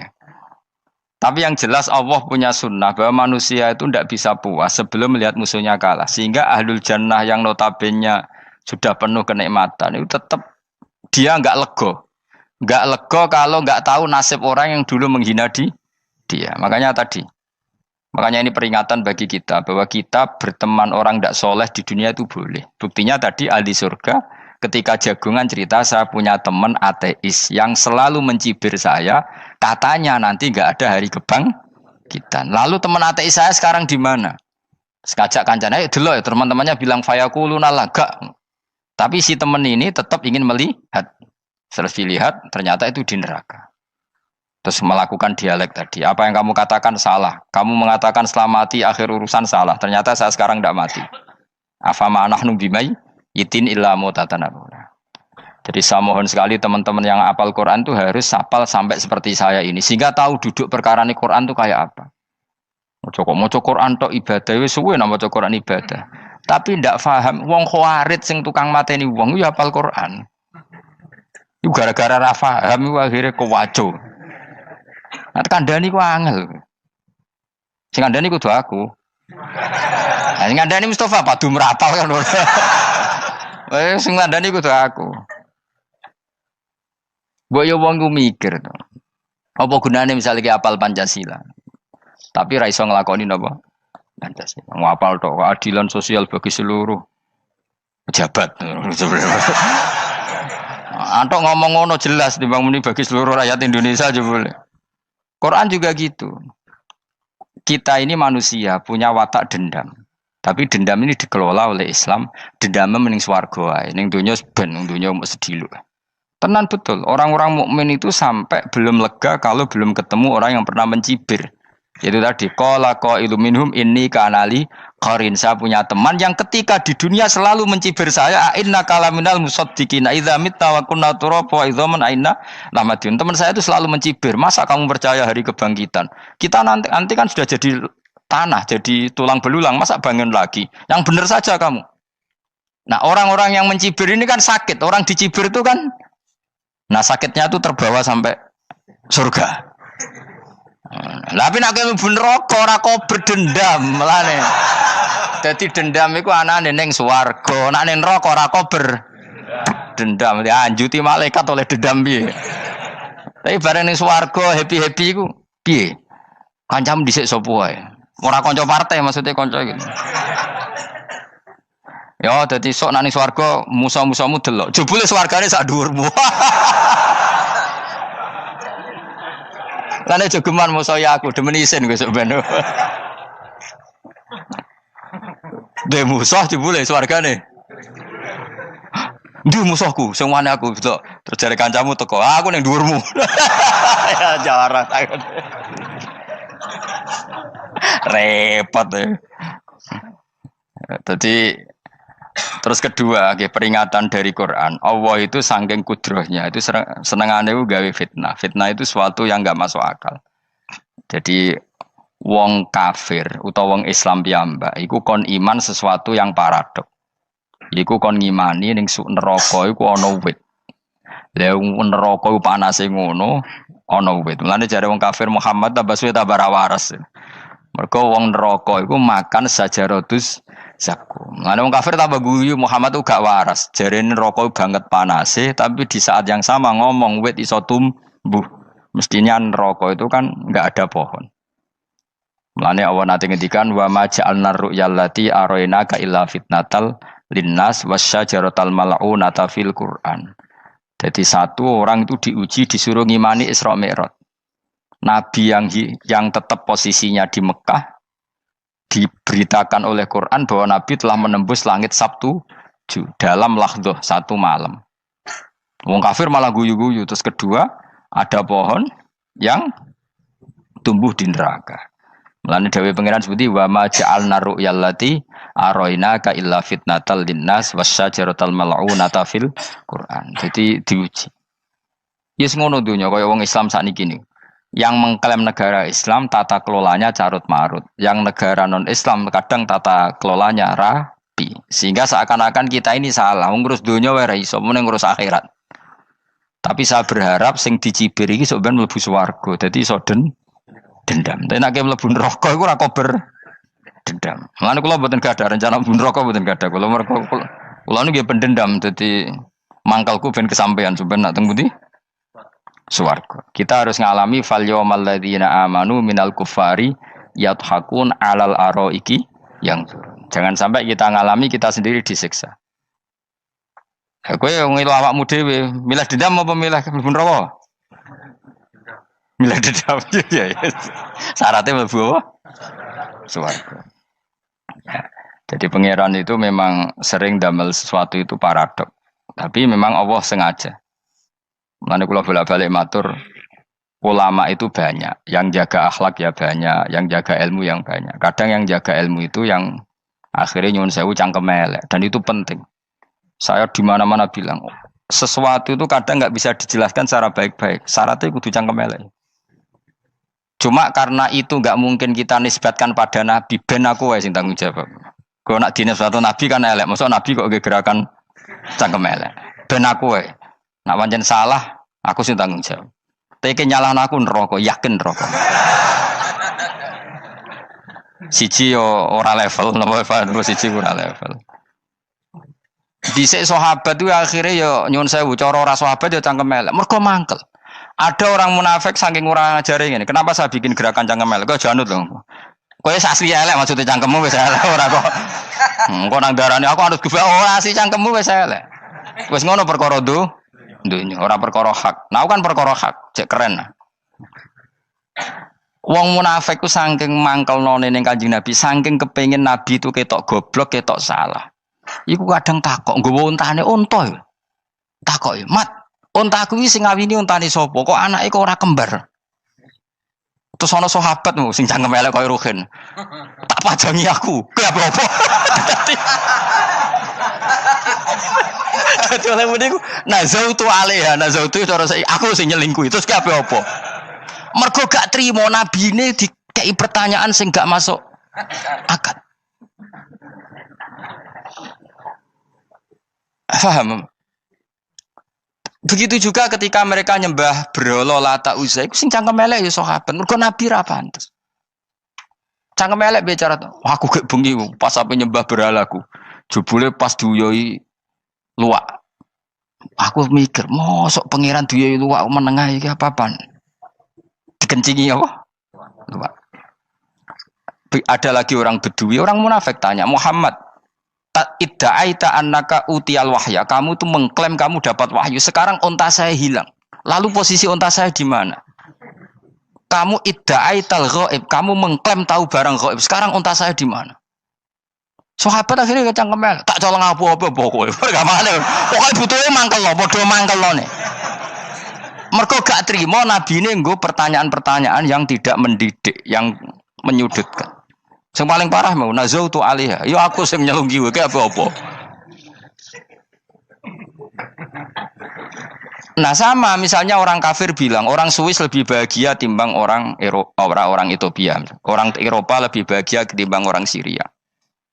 Kamu harus bilang, kata siapa? Coba ukur. Kita yang miskin, kita yang tidak menteri, kita yang tidak siapa-siapa. Andai kan ditimang kebahagiaan kita dengan menteri, tidak mesti kalah. Mereka juga punya atasan yang mengganggu kan. Kue jadi buruh majikan ya tersita oleh atasan. Menteri ya tersita oleh atasan. Kebebasannya ya ada yang tersita. Wayai pengen turu harus ngantor. Wayai kepengen mangan harus rapat. Kamu ya tersita pe mangan rakelar. Ya sesuai tersitanya macam-macam kan. Semua itu kita sama kok. Ada yang sesuatu yang kita tidak kesam, mereka juga sama ada sesuatu yang tidak. Ya. Sebenarnya pola hidup itu kan sama. Dan itu kadang-kadang yang jadi aman kadang-kadang mau cangkem elek sing iso jawabnya. Tapi saya ulang lagi itu nggak mungkin kamu nisbatkan kepada Rasulullah karena Rasulullah itu ahsanan nasi khalqum. Tapi ulama ben tetep ngene iki. Sing kaliber lho ya. Sing kira-kira cangkem elek tetep keramat kok kula lah minimal koyo kula. Kulo nu cangkem elek tetep keramat. Kowe sopan tetep keramat, ora ono ilmune kok. Entekno sopanem ora ono pengaruh ya. Entekno sopanem tetep keramat aku, yakin keramat aku. Baik sopan lah ya. Ora ono ilmune apa-apa, sopan yo keliru, cangkem elek yo keliru, urip yo keliru, mati yo keliru, pokoke kadung keliru. Ono ulama diomongi, Pak Yai, kalau neraka itu, kalau setan dari api, kemudian setan disiksa api kan sejenis, susahnya apa? Kiai ini mangkel terus ngambil segenggam tanah di sawur ora ini. Loro yai, jari ke kota tanah, kena tanah kok loro. Enggak bisa seperti ini diberi penjelasan baik-baik kan. Setan itu kok geni Pak Yai, jari disiksa di neraka kan enggak apa-apa sama-sama api. Kiai ini ngambil tanah sawur ora ini. Barang mau sakit Kiai, jari kota tanah kena tanah kok sakit. Hanya jangan katakan kalau setan dari api kena api enggak sakit. Coba kamu kasih penjelasan baik-baik. Ngapunten nggih, umpami jenengan nggih. Ngapunten lho niki. Ngapunten lho nggih, umpami jenengan nggih. Ngapunten lho. Kesuwen. Umpami jenengan kena tanah sepundi iki mboten napa-napa, kena tanah kula biasa. Kan kesuwen. Dene mbok sawuri raine. Terus keliliben. Padahal materi manusia dari tanah, ternyata kena tanah. Sakit. Makanya dendam itu penting, tapi tadi loh ya, bukan dalam konteks dunia, ning swarga. Allah iku wis gawe manusa iku duwe dengan tanda kutip dendam tadi. Dekne tetap gak terima. Orang yang dulu menghina saya iman, kemudian orang itu di surga gak terima, makanya diberi hak untuk melihat bahwa temannya masuk neraka. Mulane fattala'a fara'ahu fi sawail jahim. Kemudian temannya dilihat, kemudian temannya di neraka. Dan belum berhenti dendamnya di sini. Dia ngomel-ngomel, tawahi ingkit talaturdin. Kamu kan yang hampir saja menyesatkan saya. Jadi wong swarga nek ora ngomel ya ora lega. Ayo milih swarga apa milih dendam? Dendam. Jadi mulane ngaji ben kero, dadi ben lega apa? Dadi kowe kudu dendam kan. Kowe wong suga-suga kudu dendam. Jute gak dhisik suga, saiki suga aku jebule sing mbok dendami swargane sak dhuwur. Pancet wong suga menangan. Jadi kudu jelas ya. Jadi kenapa saya bilang cangkemel karena tadi dulu sahabat itu kadang kesulitan nanggepi komentare wong-wong munafik. Karena tadi itu Nabi itu, sampai nak roh ceritanya Nabi dari sisi yang baik-baik saja. Maksudnya baik-baik itu sahabat merawakan Nabi. Wong munafik nak takok aneh-aneh. Ya Muhammad, onta aku iku rondo ireng kok anake rondo ngene iku sing majangi sapa jare sahabat. Aku apa? Wong urusan onta kok ditakokno ora. Dadi niate ngelecehno nabi, nabi takoki urusan. Lah kula misale kiai, alim alamah tukang maca jalan takoki, "Gus, jare rukin kula gak ada kucing, Gus." Niku rupane kok beda-beda nu sing majangi kucing putih, Gus. Aku kan ngenyek wong. Kiai ditakoki urusan perselingkuhane apa? Kucing. Bukan nabi itu kono mesti sahabat aku, terus kabeh apa? Ono sing ontane hilang Muhammad, kamu mengklaim tahu barang gaib. Lalu onta saya sekarang hilang di mana? Itu saya sahabat tak jupuk. Maksudnya sahabat tadi agak nyolong mangkel noa ya. Cara aku zaman sahabat kok menangi Nabi. Sing ilang ontamu, Nabi mbok takoki. Engko sing dionto ora iso njaga malah Nabi wong liya mbok takoki. Cok goblok. Enggak mungkin seperti ini kita baik-baik saja. Jajal misalnya ke sopan, ngapunten nggih, Nabi sukani hak mikir ya. Malah kumo luhur kan? Nabi kasih waktu untuk meditasi. Kan malah gak kasil sopan gini iki. Unta-untamu dek takon Nabi lah enggak wis ora melok di dunya kan lebih gampang. Gampang di cangkem melek cangkem apik. Jawab. Gampang cangkem melek. Makanya dulu mulai sahabat ada sahabat kayak Umar, kayak Khalid bin Walid gue jagani wong sing ngene iki. Masyhur. Ana wong munafik neh takok, "Muhammad, kamu betul Mi'raj?" "Iya." Sayyidina Ali diparani takok yo. "Ali, sikile mangkat sitok diangkat. Angkat loro-loro ora iso. Ngono jare kancamu iso." Mergo artinya terbang kan kakinya terangkat semua. Sayyidina Ali karena wong pinter nganggep iku guyu tok Sayyidina Ali. Bareng takok Umar, kan dekne kepengen mengalahkan Nabi dan mengalahkan Ali. Terakhir ning Umar. "Mar, kowe iso ngangkat sikilem sitok." "Ta ini, pekno pedang mbek Umar." "Kewani iki." Ngono ku ora iso diadepi api-apian. Kok Umar wis ngerti iki ora kena diterangno mbek akal. Makanya saya punya rencana, umpama aku menangi Nabi, itu sangat melek. Nabi ra usah ben tetap ahsana nasi kholqom. Nabi kita selamatkan supaya tetap steril. Masyhur kan, jadi ada orang Yahudi itu membawa kambing mati kan. Wedhus itu mati. "Ya Muhammad, kambing yang mati ini yang bunuh siapa?" Karena Nabi orang tauhid ya Allah. Yang bunuh kambing mati itu Allah. Agamamu ini aneh Muhammad. Yang dibunuh Allah langsung orisinil haram, yang lewat tangan-tangan jahil manusia halal. Itu sing disebut wa kadzalika ja'alna likulli nabiyyin aduwan syayatinal insi wal jin yuhi ba'dhum la ba'din zukhrufal qauli ghurur. Coba cara aku menangi Nabi. Kan nak cara medis kan jelas ya, kan tentu sehat yang disembelih karena darahnya keluar. Tapi mereka ngomong wong orisinil dibunuh wong langsung kok malah haram, yang dibunuh manusia. Ini aneh mata agama. Cara aku menangi zaman Nabi, yo no pangan dhewe ngono kowe sing gampang dikira-kira, tapi ora aja Nabi lho sing ngendikan, kowe wae sing penggemar Nabi. Kancang kemelek pantes selain bakat ora bakal dadi nabi wis. Ya kowe nak muni halal yo pangan tekno. Kan dekne muni halal kan? Ya wis entekno. Ben do mangan apa, Badang. Tapi Nabi kan gak mungkin ngendikan seperti. Tapi sahabatnya dong ngendikan gitu. Mergo ya mangkel ngadepi. Jadi kadang-kadang orang itu gak bisa dikasih penjelasan secara apa? Baik-baik. Ya tapi tadi saya ulang lagi, kita kudu tetap nyelametno Kanjeng Nabi. Yes, mulane ulama itu keras masalah bab ngadepi wong fasik itu keras. Masyhur Sidina Ali nanti debat be orang ateis. "Ali, kowe sare terkenal sahabatnya Nabi paling cerdas. Umpama kowe wis mbok rewangi salat, mbok rewangi poso, kemudian sok ben mati ra ono apa-apa. Terus kowe rugi, mbok rewangi salat, mbok rewangi poso, mbok rewangi takwa, ternyata nanti di akhirat ndak ada apa-apa. Lan aku kan enak ning donya, gak tahu salat, gak tahu poso, jadi nanti kalau gak ada apa-apa kan gak masalah. Aku di dunia gak pernah kebebanan aturan-aturan syariat. Masyhur dawuh Sayyidina Ali. Ingka nama taqulu sidqan atau haqqan takhallasta wa takhallasna. Wa ingka nama aqulu haqqan takhallasna wa ahlakta. Siapa lo dhewe? Jika yang kamu katakan benar, yang lolos tidak hanya kamu, saya pun lolos. Jika nanti di akhirat gak ada hisab, memang yang selamat kowe tok, aku lah yo. Selamat dong bodoh-bodoh ra ono hisab. Ingka nama taqulu haqqan faqad takhallasta wa takhallasna. Jika yang kamu katakan benar, enggak ada hisab, maka kamu selamat, saya pun selamat rumangsamu.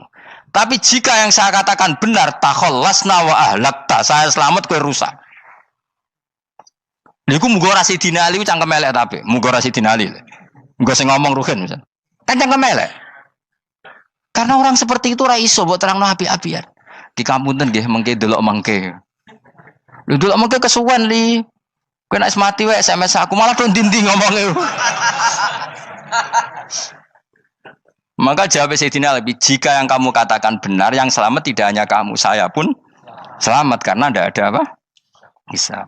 Tapi jika yang saya katakan benar, maka takhallasna wa ahlakta, saya selamat, kamu rusak. Mulane cara kula wong Islam kudu yakin mlebu swarga. Senajan to pun rokok sik. Saya berkali-kali bilang, kita pun nuruti khawatir. Sebenarnya sholat kita potensi gak diterima Allah karena ada ikhlas. Puasa kita juga gitu. Tapi masalahnya kubu sebelah darani siapapun mati itu masuk swarga. Lan aku kalah iklan iso kalah. Lan aku kampanye paling gampang ngaji swarga, ngaji ra paham yo swarga, go kitab ngalor ngidul yo swarga, modus gaya-gayanan yo swarga. Ngaji mergo mangkel bojo yo swarga. Ngaji nglalekno utang yo swarga. Oh, apa kubu sebelah wae swarga terus bosok kene sing iman kok. Swarga. Soal akhir ki mlebu neraka tak kandhani wis enteni sik sabar. Pada akhirnya tetap masuk swarga. Pada akhirnya kapan? 10.000 tahun apa ya ora. Ayo ora kepengin orang nglakoni kok. Jadi ini penting ya. Jadi kita harus terbiasa berpikir secara tadi ya. Sarohku sahabat ulama itu nak ngadepi wong fasik itu akhirnya cangkem elek. Mergo kadang penjelasan lebih gampang. Cuma tadi saya ulang lagi, Nabi harus kita selamatkan. Tajane Nabi Ibrahim yang podo parah. Jadi ketika beliau mematahkan semua berhala yang kecil kan kapaknya dikalungkan berhala yang bareng ditakoi. Him siapa yang melakukan itu? Takono sing nggo kapak, ora nggo kapak. Jare ketuane wong kafir, utekem lho him wong karuan berhala ora bukan nakoki, ora karuan iso ngomong, bukan nakoki. Lah utekem ning ndi karuan ora ngomong mbok sembah. Asline berhubung Nabi Ibrahim darane ngendikan, lah sing nyora aku. Lah yo muga iku ora nabi, iku cangkem elek ta cangkem apik. Muga ora nabi lho. Mergo Nabi Ibrahim diutek-utek, utekem lho him karuan berhala watu kok kon nako. Jare Ibrahim utekem kok ndi karuan watu kok mbok sembah. Iso diterangno api-apian. Ngapunten nggih. Ngapunten sanget niki niku. Kesuwen yakin kesuwen. Lah cuma ke mari siko nabi ku ya iku netok sing cangkem elek iku. Tapi ora demi hak, demi hadun. Nah iku sing mari elek. Apa logikanya? Saiki musuh dhisik musuh saiki gabung kuwi barang-barang donya kok mbok soal. Nyoal barang akhirat itu keren apa? Apa susahe ning donya nggo sujud, apa susahe ning donya nggo ibadah iku keren. Nyoal kok trimo. Dhisik musuhan kok saiki rukun ben donya kok mbok soal ben wis jegeman santriku ngono sini-sini aku. Ciri utama wong apik nyebalano barang donya, tapi nek akhirat seri. Kayak aku mestine paten soalku wis ngaji jalalan kok gak dadi wali ku maksudku piye? Tak ulang mulai 2005 kok ora alim-alim maksud. Tapi kita wari jawaban tawaduk semua. Ya tak wari jawaban apa? Karena kita ndak ingin nyaingi guru apalagi melangkahi. Ya tak warai ya. Jadi sajane kula saged alim Gus, tapi mboten sae nglangkahi guru. Mulane kula nyuwun pangeran tetep bodho. Kersane tetap sopan, tidak ngelangkai. Setuju ya? Jadi soalnya nggak takoki. 2005 loh kan, 2005. Berarti seberang tahun? 14 tahun. Tak takoki dadi mubalek yo ora, khotib yo ora. Krungu kabar Ruhin Wali yo ora. Nuruti kecewa. Tapi setelah ada jawaban tawaduk ya soleh. Memang enggak baik. Murid nyalip guru itu enggak baik. Ya berapa apik ora iso ya ora ros pokoke. Jelas gitu. Terus niki bukti orang soleh itu boleh berteman orang macam-macam. Bernya ini ahlul jannah bercerita dulu punya teman ateis. Jelas gitu. Yang teman itu mengingkari adanya hari kebang. Tapi nyatanya orang soleh ini tetap masuk surga. Artinya apa? Pertemanan di dunia sama orang ateis ini tidak menghalangi dia masuk surga. Tentu ya sebatas pertemanan. Ora konco golek demenan iku ora jenenge konco iku. Maksudnya berteman mungkin satu kantor atau ditakdir tetangga atau ditakdir apa. Tentu tidak ngikuti apa kemaksiatannya, tapi tetap berteman. Karena istilahnya ini kanali korin, saya punya teman sohibun yungkirul ba'sa, saya punya teman yang mengingkari hari kebangkitan, yang teman itu setiap kali ketemu saya mencibir saya, inna kalaminal musad dikin aidza mitna wa kunna turaba wa idzaman inna lamadi madinun. Teman saya itu selalu mencibir, masa kita nanti dibangkitkan lagi padahal kita sudah jadi debu dan jadi tulang belulang. Lalu teman saya ini nasibnya gimana? Bersama Allah dipertontonkan, sananya teman itu masuk neraka. Intinya apa? Orang soleh ini ketika di dunia punya teman orang tidak soleh, dan itu tidak disalahkan Allah. Tetap dia ahlil jannah, dan temannya karena salah tetap ahlin. Nah, hanya gak ada cerita terus berhubungi kancamu, kowe mlebu neraka ndak. Makanya kita rileks saja di Indonesia. Kancanan tonggo macam-macam tenang aja. Sementing alaikum anfusakum la yadurrukum man dhalla idza tadaitum. Yang penting jaga diri kamu sendiri, dan setelah diri kamu terjaga tidak masalah orang sekeliling kamu sesat. Ya ayyuhalladzina amanu alaikum anfusakum la yadurrukum man dhalla idza tadaitum. Jaga diri kamu, kualitas hidayat kamu jaga, kualitas kebaikan kamu jaga. Setelah semuanya terjaga, tidak masalah orang sekeliling kamu sesat. Ya kayak teman ini, dia punya teman ateis tapi dia tetap islami, dia konsisten dalam mempertahankan iman, ternyata dia tetap ahlil jannah, padahal punya teman ateis. Jelas ya, terus niki supaya clear bahwa karena kita di dunia mesti berteman orang macam-macam. Apalagi semenjak saya dari Korea itu melihat orang Islam ingin bikin masjid, padahal bosnya orang ateis, teman kerjanya orang ateis. Tapi mereka nyatanya imannya tidak goyah. Mereka ingin bikin masjid, urunan bikin masjid, padahal temannya apa? Ateis. Dan itu nggak masalah. Nanti kalau itu soleh terus sampai di surga, golek bosku saya gini di. Iku nara ketemu ya ora lega. Jadi manusia itu masuk ini swarga, nak gak ketemu rivale. Jadi sebenarnya, nak rival politik, nggak tahu saya itu, nggak ada ayatnya, nggak ada penjelasannya di Quran ini. Dan tidak perlu menjelaskan barang dunia terang non Quran kemuliaan. Wan kula terus nang sampai budi. Ka'annahu fa'amal terus budi. Innahum alfau aba'ahum dolin. Innahum satamne kufar iku alfau padha metuki sapa kufar wajadu. Tegese metuki sapa kufar aba'ahum ing bapak-bapak kufar dipetuki dolina khalik sesat kabeh. Nah, mereka itu menjadi kafir karena punya tradisi bapak-bapaknya ya kafir. Terus setelah bapak-bapaknya kafir, fahum mongko te wong akeh ala asarihi ing atase jejak-jejak bapak-bapake wong akeh yurauna iku anut kabeh. Mereka punya bapak-bapak kafir dan kekafiran itu diikuti oleh mereka. Ya sajuna tegese padha ngikuti sapa wong akeh latibaihim maring anut ning abaihim. Fa yasrauna mongko gegancangan to sapa wong akeh ilahi maring ittibail aba. Maksudnya gini, kalau tahu senior kita sesat ya jangan ikut. Mereka enggak, bapaknya sesat nyembah batu, nyembah makhluk.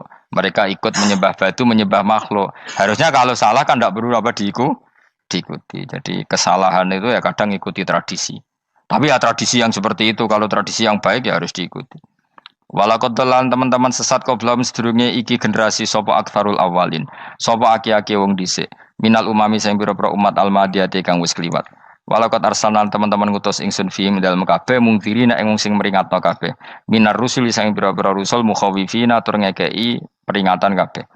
Fangzur mongko angen-angen sira kaifa kana hale kaya apa ana apa akibatul mudharin, apa akibate wong sing dikei peringatan ayil kafirin tegese wong kafir kabeh.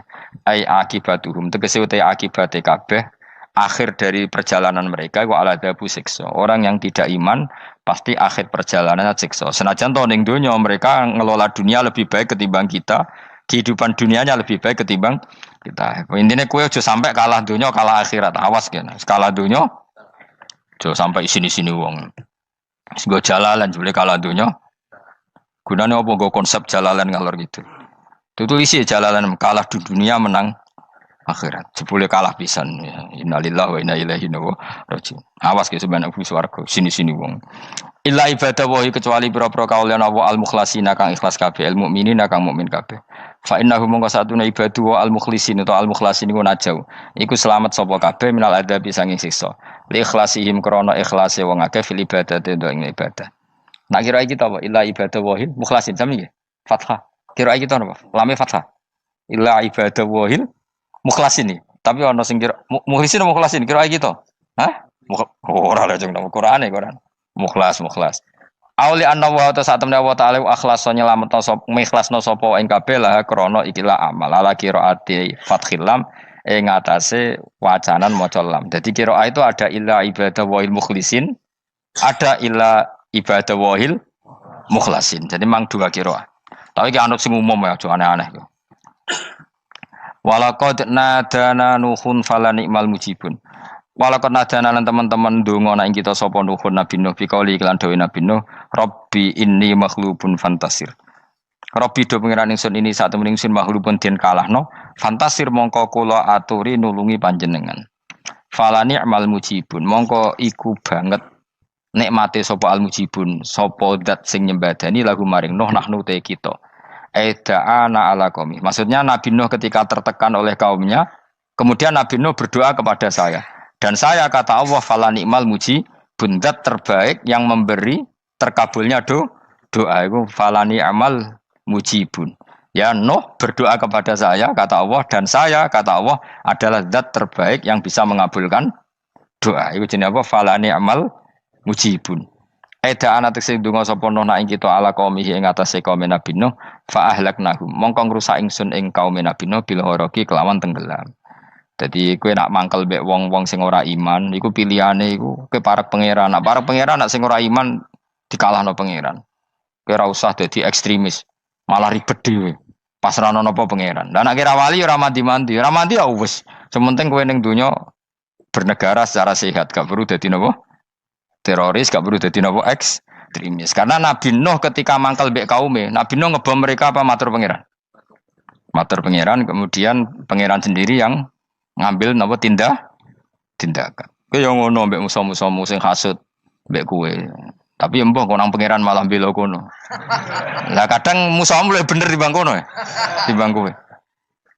Kono kerja keras sugih. Terus duweni kowe sekere turu. Terus mbok pasutno jebule pangeran bener. Kok kowe pemalas. Kono bekerja keras. Yo mbah nak ngono. Lan jegeman di musuh wong saleh. Mergo nak maksudno malah balik ning kowe. Di musuh sing ra saleh dadi menang kowe. Nak padha ra saleh ya mbok ra jelas. Fa ahlaknahum mongko ngrusak ingsun hum ing kaum Nabi Nuh bil ghoroqi kelawan apa tenggel.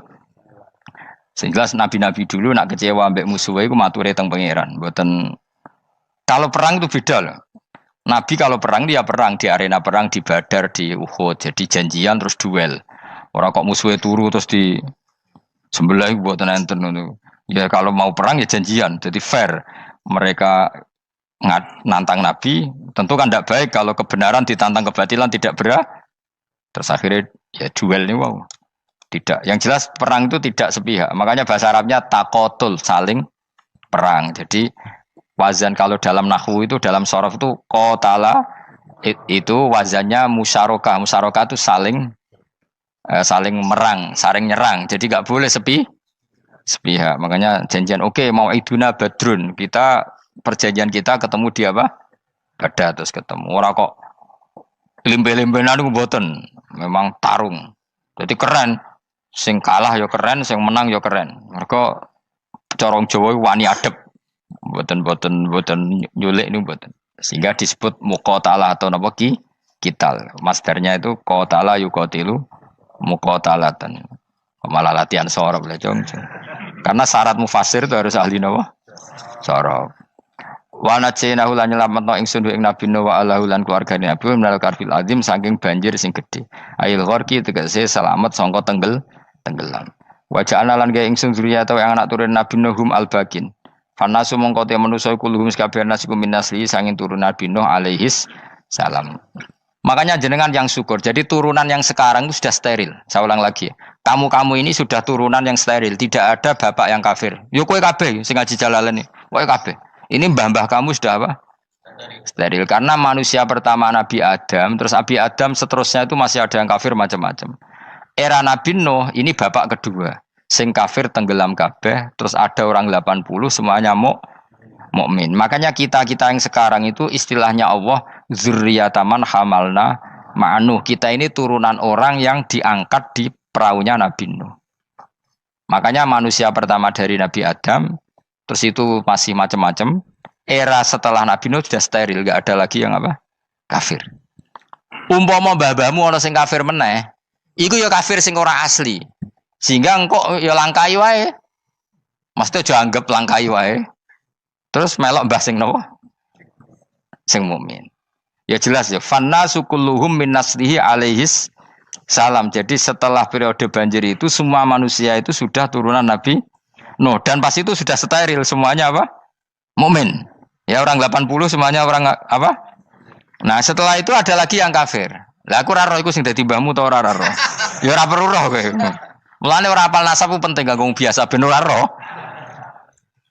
Tadi fanasu mongko te manusa kulo mis kabeh nas iku min naslihi saking turunan Nabi Nuh alaihi salam. Bakana lan ana iku lahu kedene sapa salah satu auladin sapa telu pira-pira anak Sam. Pertama Sam wa Abul Arab wa Faris wa Rum wa Ham wa Abu Sudan. Sing Ham Abu Sudan, bapake wong napa? Sudan. Wa Yafas, ana sing maca Yafis. Yafas Abu Turki, bapake wong pundi? Wal Khazar, wa Ya'jud wa Ma'jud wa Magunalika. Mbah kowe minduane sing tira babamu sing Abul Arab ira ngembek sek. Persi kita ya kurang ganteng. Rom kira ora wong Itali. Kowe turunan ndi?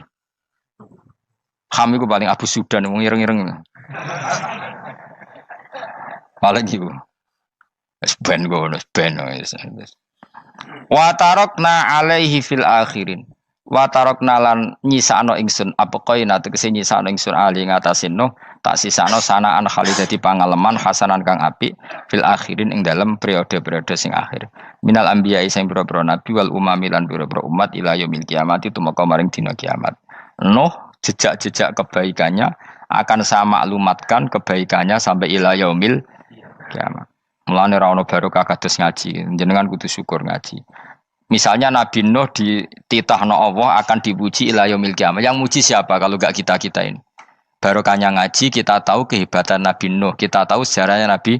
Berarti yang muji Nabi Nuh siapa? Ya kita-kita ini yang ngaji. Andai kan enggak ada yang ngaji, orang tahu enggak tentang Nuh? Enggak tahu kan? Makanya banyak wali yang enggak suka doa. Bukan karena anti doa enggak, katanya saya yang didoakan para yang sudah meninggal. Karena yang sudah meninggal itu sangat mencintai kita. Lan kula itu termasuk ulama sing jarang ndonga. Nggih ndonga tapi juarang banget. Ora koyo kowe men ndonga ora tau mandi. Kula nu jarang ndonga karena dawuh Kanjeng Nabi, siapapun yang menghidup-hidupkan sunnahku otomatis layak mendapat doaku. Dawuh Nabi masyhur, ala khulafai rahmatullah. Siapapun yang mengganti saya berhak dapat rahmatnya Allah. Manhum ya Rasulullah. Siapa itu? Alladzina yuhyuna ma amatahun nas min sunnati, orang yang menghidup-hidupkan sunnahku yang sudah mati. Coba Nabi Nuh sekarang dapat titah dipuji di dunia ila yaumil. Yang muji siapa coba? Kita-kita kan. Karena kita menerangkan sejarah Nabi Nuh bahwa beliau adai ila Allah, beliau konsisten berjuang ila tauhid. Coba kalau tidak ada orang ngaji. Siapa yang tahu Nabi Nuh? Man huwa, siapa dia? Kan tidak ada yang peduli. Itu kayak kasus Musaddaq dulu. Katanya Musaddaq kan punya pengaruh 40.000 orang yang ngakui Musaddaq itu Nabi. Ternyata itu keliru, itu hoax. Saya termasuk orang yang menanyai kenapa mereka menabikan Musaddaq. Tak tanya, kenapa kamu percaya Musaddaq Nabi? Memangnya kenapa kalau dia Nabi? Nah, kamu tahu Nabi apa? Nabi itu apa? Tidak tahu.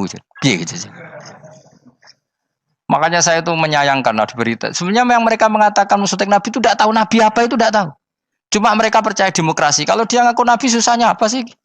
Pikirannya itu. Susahnya apa kalau dia Nabi? Lah kamu tahu Nabi apa? Enggak tahu jadi. Repot kan? Itu kan seperti orang pakai nama Ghazali tapi enggak tahu sakralnya Imam Ghazali. Akhirnya ngefly. Jenenge Abdul Qadir Jilani beling ora karuan. Mergo ya ora roh. Ya kok jenenge Mustofa ini.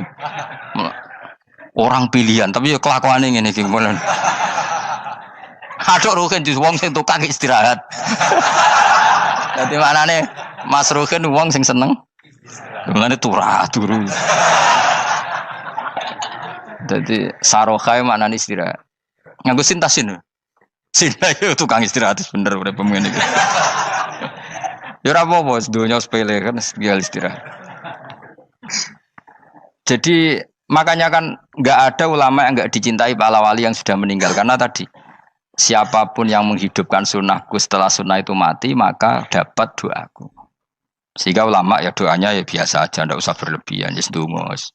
Karena kita yakin dungane Nabi luwih mandi timbang doa kita. Kalau kita menghidupkan sunnahnya Nabi, ngaji maksudnya.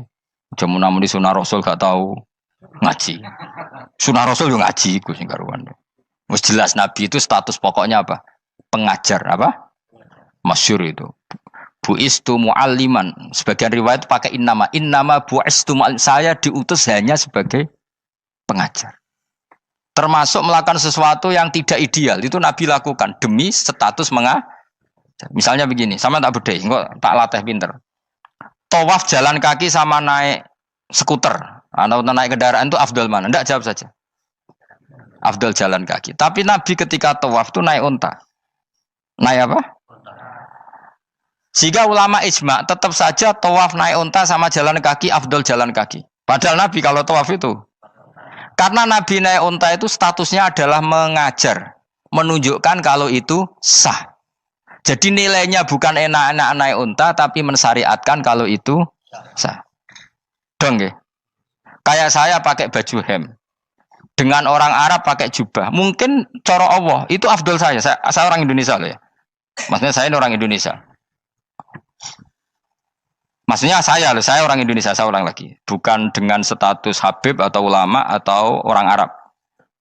Guling-gilingan bahwa saya mengesahkan baju hem untuk sholat.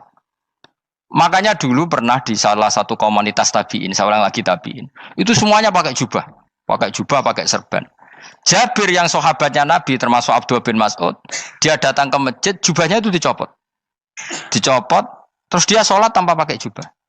Sampai geger tabiin, ini gimana sahabatnya Nabi sholat kok pakai jubah, jubahnya dicoplok, dicendel loh. Terus dia sholat.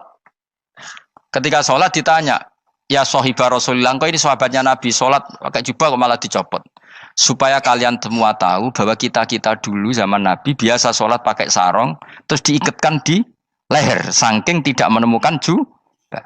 Tapi itu menjadi penting supaya orang tahu bahwa syarat sahnya sholat tidak bergantung harus pakai jubah. Meskipun kita sepakat pakai jubah sunat, kita selalu sepakat pakai jubah sunat. Tapi harus ada enggak? Kalau semua kiai pakai jubah, nanti satpam harus pakai, supir harus pakai. Karena kalau mau sholat jadi bingung. Ini barokahnya Jabir, orang tahu ternyata sholat itu yang paling pokok adalah nutupi aurat. Sama Rasulullah itu kadang tidak melakukan ibadah kelas paling afdol. Kayak tadi beliau tawaf naik unta. Tapi itu menjadi afdol karena nilainya mengajarkan bahwa itu sah. Paham gitu? Terus beda.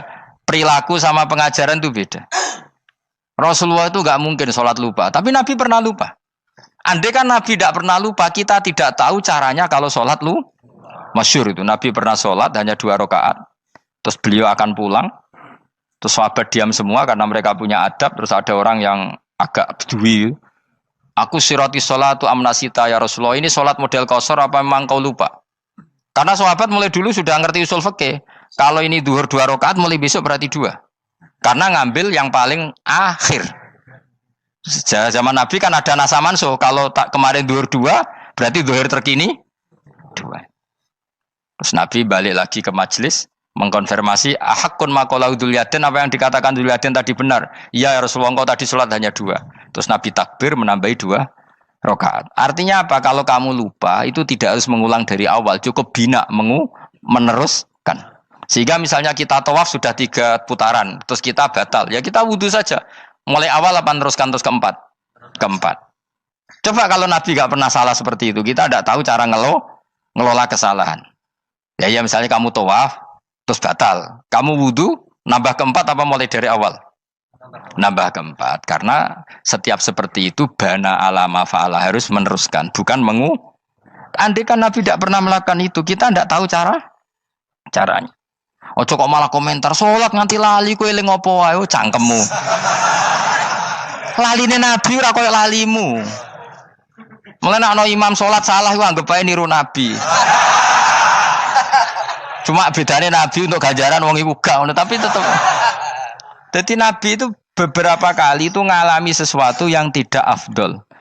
Tujuannya satu, untuk pelajaran. Makanya masyhur itu riwayat makuntu ansa walakin unassa li as-sunnah.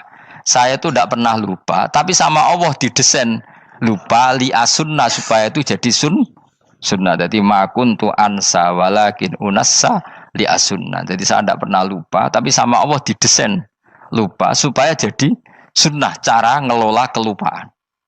Misalnya sholat 3 apa 4, milih 3. Milih al-aqal. Karena itu satu-satunya cara. Sehingga Nabi didesain pernah sholat hanya 2 rakaat, terus diingatkan sama sahabat. Terus itu jadi sunnah, caranya ngelola caranya ngelola lupa. Begitu seterusnya.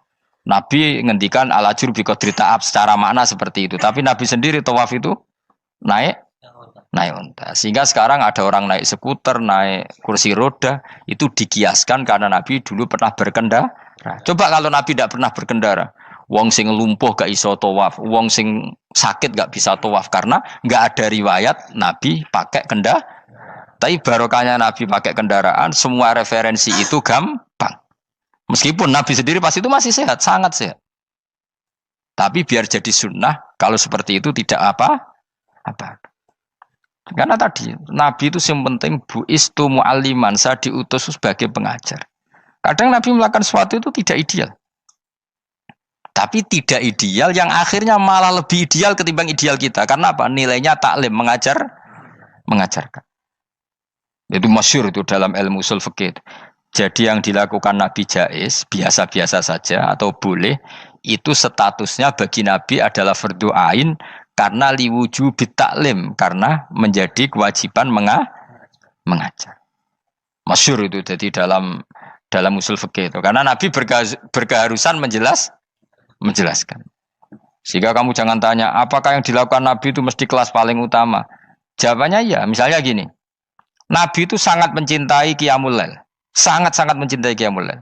Tapi Nabi hari keempat itu sudah gak mau ikut sholat di masjid. Terus ada riwayat, kubu sebelah bilang Nabi baru sholat 2 rakaat terus enggak. Ada yang bilang 8. Macam-macam. Nah, yang jelas orang sepakat riwayat itu, hari keempat Nabi sudah gak sholat di masjid. Dan itu bagus bagi Nabi, meskipun bagi kita agak bagus.